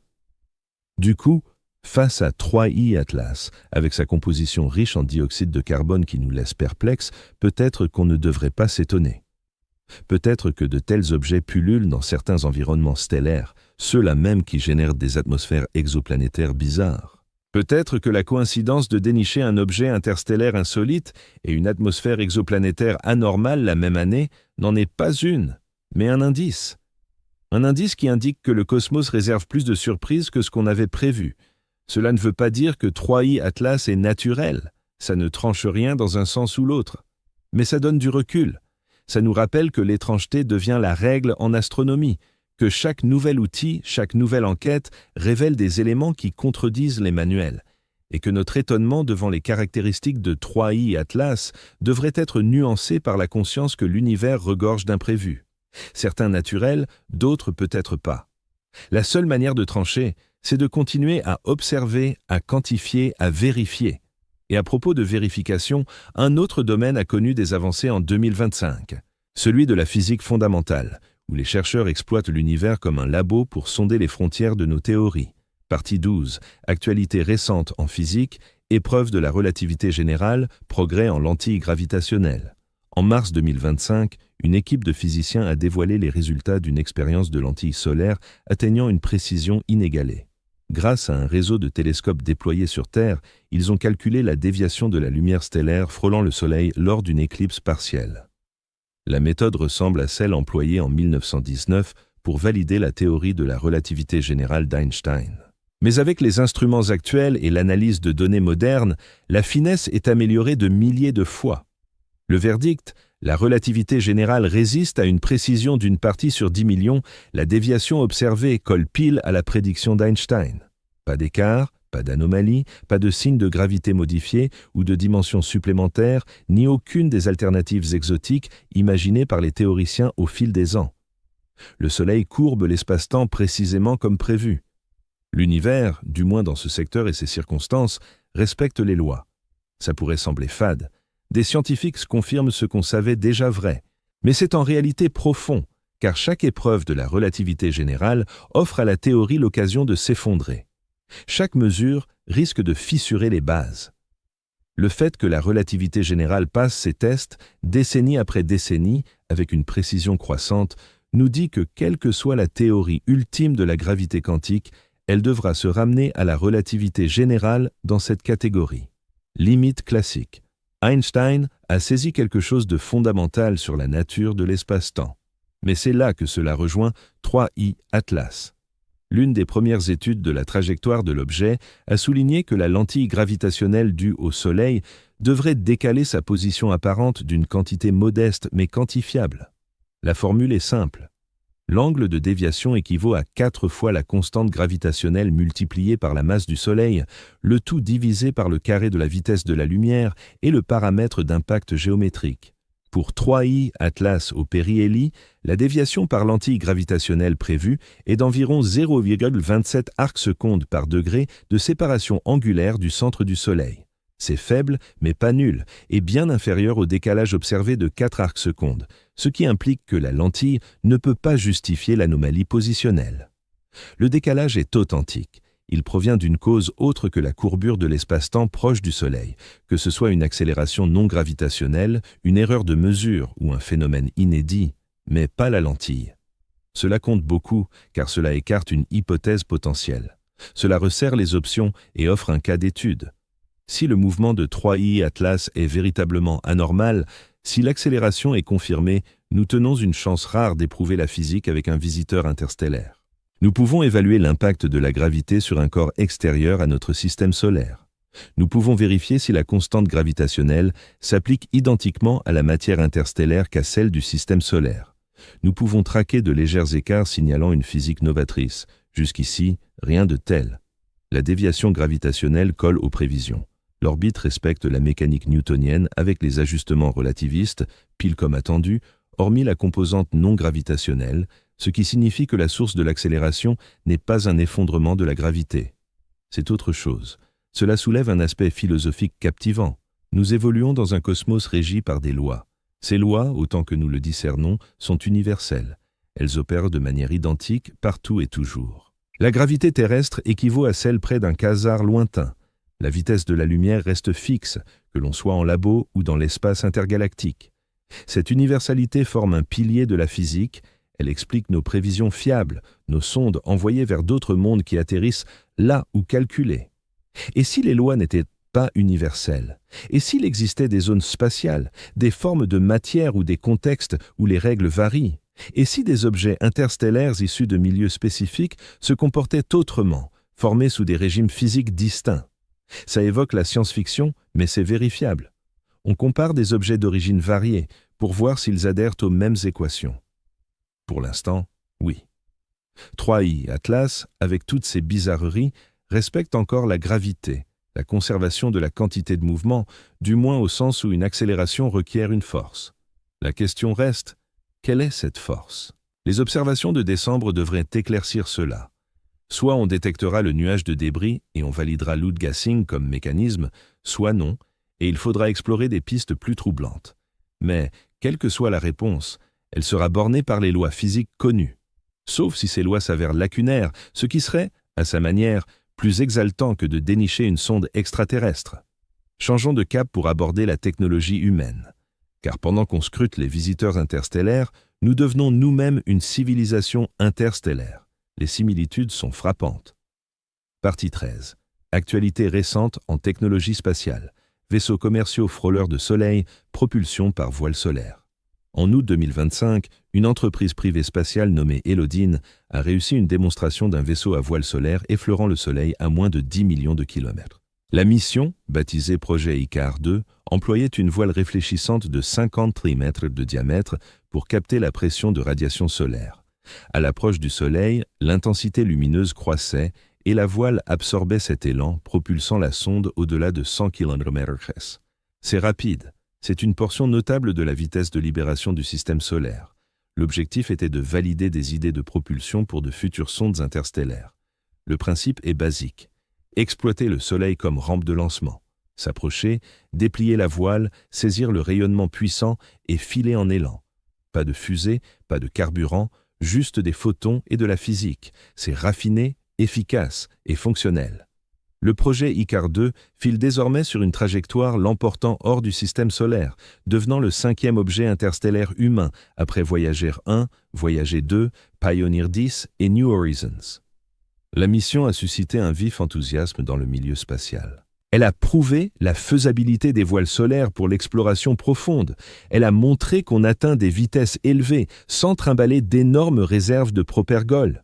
Et elle a ouvert la voie à des débats sérieux sur l'envoi de sondes vers d'autres étoiles. Les systèmes stellaires voisins accessibles en une vie humaine. Pas une colonisation interstellaire, ni des missions rudimentaires, mais de petites sondes rapides capables d'atteindre des étoiles proches en quelques décennies plutôt qu'en millénaires. Imaginez maintenant ce que cela implique pour le cas de 3I Atlas.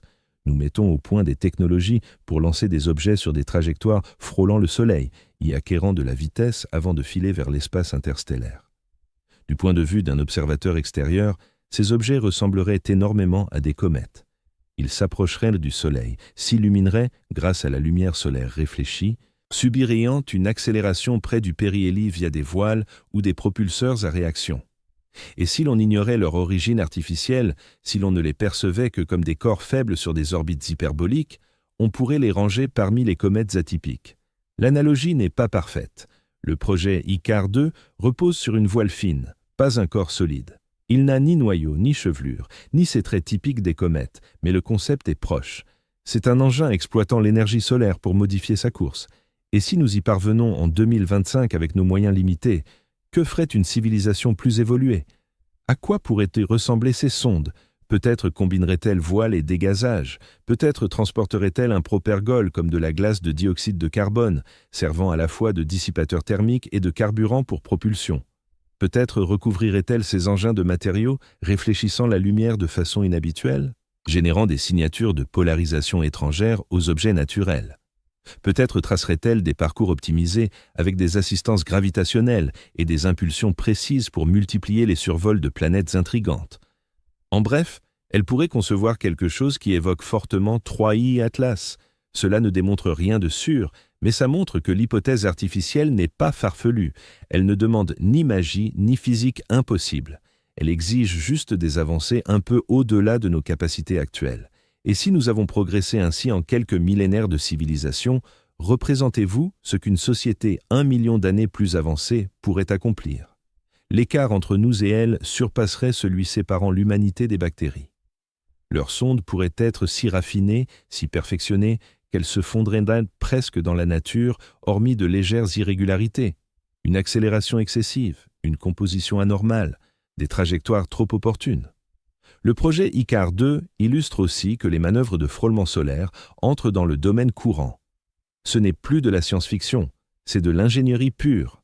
Dès lors, quand un objet effectue une telle manœuvre près du Soleil, on ne peut plus le déclarer naturel d'emblée, sous prétexte qu'il mime ce que font les comètes. Celles-ci dégazent au voisinage solaire. Les voiles solaires accélèrent, là aussi. Les effets observés se chevauchent. Les différenciés passent par un examen minutieux des particularités, et parfois, ces détails restent flous. On observe donc, on mesure, on attend décembre. Pendant ce temps, on avance nos propres innovations, on repousse nos limites, on devient cette civilisation qui, un jour, enverra des sondes vers d'autres étoiles. L'ironie n'échappe à personne. Nous traquons des signes d'intelligence extraterrestre, tout en devenant nous-mêmes une preuve d'intelligence. Si quelqu'un nous scrute comme nous scrutons 3I Atlas, il se pose sûrement les mêmes questions, naturelles ou artificielles. Faut-il creuser ou le ranger au rang des bizarreries cosmiques? Parlons-en d'une autre actualité technologique récente, car elle relie directement à notre surveillance d'objets comme 3I Atlas et ses implications futures. Point 14. Les avancées en calcul IA. Quatrième sous-point, la surveillance assistée par IA des astéroïdes et comètes et la détection d'anomalies. En juin 2025, l'Agence spatiale européenne a mis en service un système d'intelligence artificielle nommé Sentinel-IA pour suivre les petits corps du système solaire. Ce dispositif repose sur des algorithmes d'apprentissage automatique entraînés sur des décennies d'observations d'astéroïdes et de comètes afin de repérer en temps réel les irrégularités. Dès qu'un télescope de relevé détecte un nouvel objet, Sentinel-IA évalue son orbite, sa luminosité, son spectre et sa forme. Il les confronte au profil connu. Et si un élément détonne, si l'objet présente des traits inhabituels ou imprévus, le système l'alerte pour examen humain et lance d'office des observations complémentaires. Il s'est déjà révélé efficace. Lors de ses 3 premiers mois, Sentinel-IA a signalé 17 objets aux propriétés suspectes, potentiellement passés inaperçus par les méthodes classiques. La plupart étaient des erreurs de classification ou des artefacts instrumentaux, mais 2 étaient de vraies trouvailles. Une comète de la ceinture principale avec un taux de production de monoxyde de carbone exceptionnellement élevé, et un astéroïde proche de la Terre tournant si vite qu'il devrait éjecter de la matière sous l'effet centrifuge, mais qui ne le fait pas.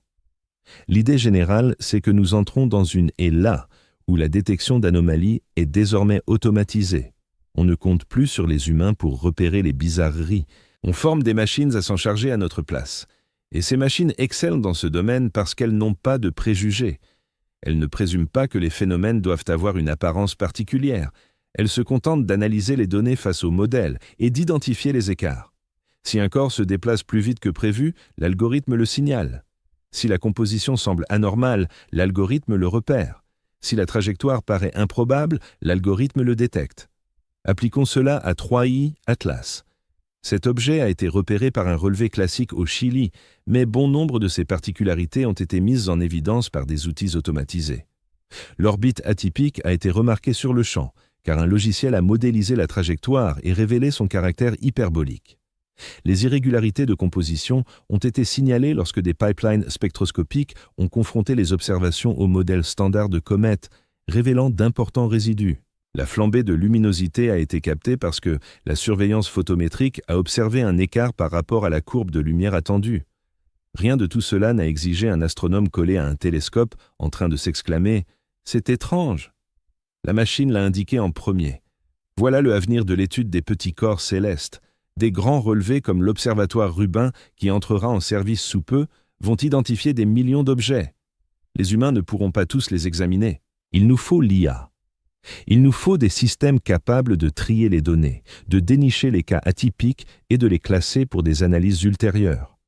Et à mesure que ces systèmes s'affinent, qu'ils se perfectionnent dans la reconnaissance de motifs et d'anomalies, nous allons découvrir davantage d'objets semblables à 3i Atlas, peut-être bien plus, ce qui soulève une interrogation.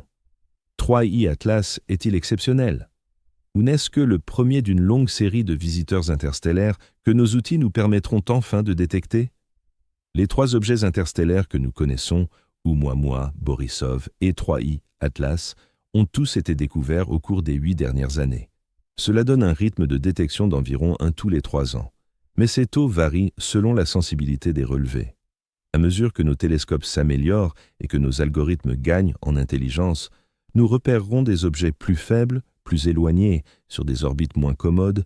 La véritable abondance de ces visiteurs interstellaires, traversant le système solaire à un moment donné, pourrait en compter des centaines ou des milliers. Nous commençons tout juste à acquérir les moyens de les observer. Et si une modeste portion de ces voyageurs présente des anomalies comme celle de 3i Atlas, s'il ne serait ce que 1% s'avère artificiel ou agit d'une manière que la physique naturelle n'explique pas, alors nous assistons à un basculement fondamental. Nous passons d'un cosmos où les objets interstellaires sont de rares curiosités à un univers où ils sont assez fréquents pour une étude méthodique. Dans cet univers-là, la question de notre solitude cosmique devient accessible non pas via des signaux radio ou des mégastructures, mais par le comportement de ces petits corps errant dans notre voisinage. Des IA comme Sentinelle et des systèmes similaires sont les sentinelles de cette ère nouvelle. Elles scrutent le 11e objet, le 12e, le 100e. Elles compilent des bases de données sur leurs caractéristiques, cherchent des liens, vérifient des théories, et quand le prochain 3i Atlas fera son apparition, nous serons préparés. Nous aurons des procédures en place, nous aurons des instruments braqués, nous aurons des interrogations prêtes. L'univers n'est plus un spectacle passif que nous contemplons, c'est une entité dynamique que nous interrogeons et elle répond « un objet anomalou à la fois ». Alors, où cela nous mène-t-il? Sur quoi devrions-nous veiller? Que signifie tout cela? Partie 15. Conclusion. Ce qu'il faut surveiller est les retombées futures. Nous sommes en novembre 2025, au moment où j'enregistre ceci. Décembre approche. Le passage le plus proche de la Terre par 3i Atlas aura lieu le 19 décembre. Et au cours des prochaines semaines, des télescopes du monde entier se tourneront vers une zone du ciel dans la constellation des Poissons, à la recherche d'un objet faible et rapide au sein d'un nuage de débris qui pourrait ou non le suivre. Voici ce que nous guettons. D'abord, la morphologie étendue. L'objet a-t-il une queue, une chevelure qui s'est élargie depuis le périhélie, toute formation indiquant une éjection massive de matière? Cela sera observable en images optiques et infrarouges.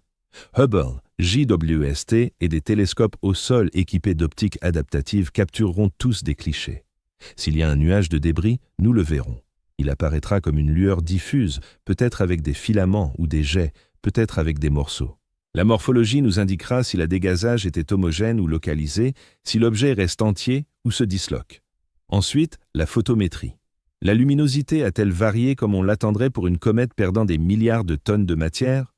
Nous cherchons des marqueurs précis, une augmentation liée à la distance au Soleil, des changements de couleur signalant de la poussière ou des gaz, une variabilité évoquant une rotation ou des zones actives. Si la perte de masse s'est produite, les données photométriques le révéleront. Sinon, la courbe de luminosité sera stable ou présentera des traits incompatibles avec les modèles cométaires standards. Troisièmement, la spectroscopie. Quelles molécules composent la chevelure? Voyons-nous les composés volatiles attendus tels que l'eau, le dioxyde de carbone, le monoxyde de carbone ou le cyanure? Y a-t-il des éléments inattendus, comme des produits chimiques industriels ou des composés synthétiques? Les proportions correspondent-elles à un dégazage naturel ou indiquent-elles plutôt un processus plus maîtrisé? La spectroscopie représente l'un des outils diagnostiques les plus efficaces à notre disposition. Elle nous révèle non seulement la présence de substances, mais aussi leur quantité et leur cohérence avec les autres données recueillies. Quatrième aspect, l'astrométrie. Où se trouve précisément l'objet et correspond-il à l'emplacement prévu par les modèles gravitationnels en tenant compte de l'accélération non gravitationnelle déduite? Si cette accélération persiste, si la trajectoire continue de s'écarter de manière régulière, cela renforce l'hypothèse d'un phénomène authentique. Si la position actuelle cadre avec les prévisions, peut-être que le décalage initial n'était qu'un hasard, ou bien l'accélération s'est limitée au périhélie et a cessé depuis. Dans tous les cas, les mesures astrométriques limiteront les options possibles. Cinquième point. Les observations radio. Y détecte-t-on des émissions dans les longueurs d'onde radio? Les comètes naturelles ne génèrent pas de signaux radio intenses, mais certaines interactions de plasma ou des champs magnétiques pourraient le faire. Des objets artificiels pourraient émettre du bruit radio provenant de systèmes électroniques ou d'alimentation. C'est une piste incertaine, mais elle mérite d'être explorée. ALMA, le Very Large Array et d'autres installations radio seront à l'écoute. S'il y a un signal à capter, elles le repéreront. Sixième élément, la polarisation. Y observe-t-on des variations dans la signature de polarisation? La polarisation négative s'est-elle maintenue ou a-t-elle changé à mesure que l'objet s'éloigne du Soleil? La polarisation est sensible à la taille des particules et à leur composition. Des évolutions pourraient signaler l'exposition de nouveaux matériaux ou l'altération des particules de la chevelure. Voilà donc les observations clés. Ce sont les phénomènes qui se produiront ou non au cours du mois à venir. Et selon les résultats, nous aboutirons à l'un de ces trois cas. Cas A, l'apparition d'un nuage de débris. Il est massif, lumineux, en accord avec l'éjection de 5 milliards de tonnes de matière. L'accélération s'explique entièrement par le dégazage. 3I Atlas devient alors la comète interstellaire la plus extrême jamais détectée. Un jalon pour les recherches futures, un rappel que l'univers est plus étrange que nous l'imaginons, mais toujours régi par des mécanismes naturels. C'est l'issue prudente, celle que la majorité des chercheurs anticipent. Elle nous apporte des connaissances précieuses sur la variété des comètes sans nécessité de réviser les manuels. Des articles seront publiés, des simulations affinées, et dans quelques années, 3I Atlas ne sera plus qu'une note de bas de page dans l'histoire de la science planétaire. Une note fascinante, mais non disruptive. KB, absence de nuages de débris. L'accélération est authentique, mais sans perte de masse visible. Les mesures indiquent une activité, certes, mais loin de ce qui serait requis. Soit nous nous trompons sur la masse, soit sur la vitesse d'éjection, soit cet objet diffère fondamentalement des standards. C'est l'hypothèse dérangeante. Elle nous oblige à envisager que nos lois physiques sont incomplètes ou que l'objet emploie un procédé inconnu. Il pourrait être naturel, exotique ou artificiel, mais en tout cas, pas une comète ordinaire. Cela ouvre la voie à des conjectures, des discussions animées, des polémiques. Certains experts plaideront pour une physique novatrice, d'autres chercheront des failles dans les données, et une minorité croissante, quoique restreinte, proposera de considérer sérieusement l'origine artificielle non comme une certitude, mais comme une piste à creuser. Cas C. Débris partiels, explication imparfaite. Peut-être détectons-nous une perte de masse, mais insuffisante. Peut-être la photométrie révèle-t-elle un éclat croissant, mais incohérent. Peut-être la spectroscopie met-elle en lumière des molécules inhabituelles qui échappent au modèle classique. c'est l'issue floue. Elle frustre car elle ne tranche rien. Elle ne fait qu'accumuler les interrogations. Mais c'est sans doute le scénario le plus probable, puisque la réalité est chaotique et que la nature offre rarement des réponses nettes. Si nous en arrivons là, les controverses perdureront. De nouvelles observations seront demandées, davantage d'études rédigées, et 3i Atlas restera une énigme, du moins pour un temps. Quel que soit le cas retenu, les retombées sont majeures. Pour la science des objets interstellaires, nous découvrons que l'espace entre les étoiles n'est pas vide. Des corps y voyagent, avec des compositions et des comportements qui trahissent leur provenance. Certains sont des vestiges intacts de la formation planétaire, d'autres des débris d'impact ou d'expulsion, et une infime proportion pourrait être autre chose. Décrypter cette population, en dépeindre les caractéristiques, constitue une des avancées phares de l'astronomie. Chaque visiteur interstellaire est un présent, un échantillon d'un autre système stellaire livré sans frais. Il suffit de l'examiner avec minutie pour percer ses mystères. Pour la défense planétaire, les objets qui accélèrent de façon imprévue posent un risque. Nos systèmes de suivi actuels supposent que, une fois l'orbite connue, on peut anticiper la trajectoire future avec une grande exactitude. Pourtant, lorsque les forces non gravitationnelles pèsent lourd, lorsque ces corps parviennent à dévier leur chemin de façon inattendue, alors anticiper l'avenir s'avère bien plus complexe. Rien n'indique pour autant que la panique est de mise. Loin de là, il nous faut des simulations plus affinées, une veille renforcée et des dispositifs d'urgence mieux pensés. Il est crucial d'intégrer le doute dans nos analyses et de rester modeste face à nos lacunes. Pour SETI, cette quête d'une intelligence au-delà de notre monde, des entités comme 3 Atlas ouvrent des horizons d'exploration inédits. Les traces technologiques que nous pistons ne se limitent peut-être pas aux ondes radio ou aux colossales architectures. Elles pourraient bien se cacher dans des irrégularités discrètes des trajectoires de minuscules astres, ou dans des bizarreries chimiques propres aux voyageurs venus des confins interstellaires.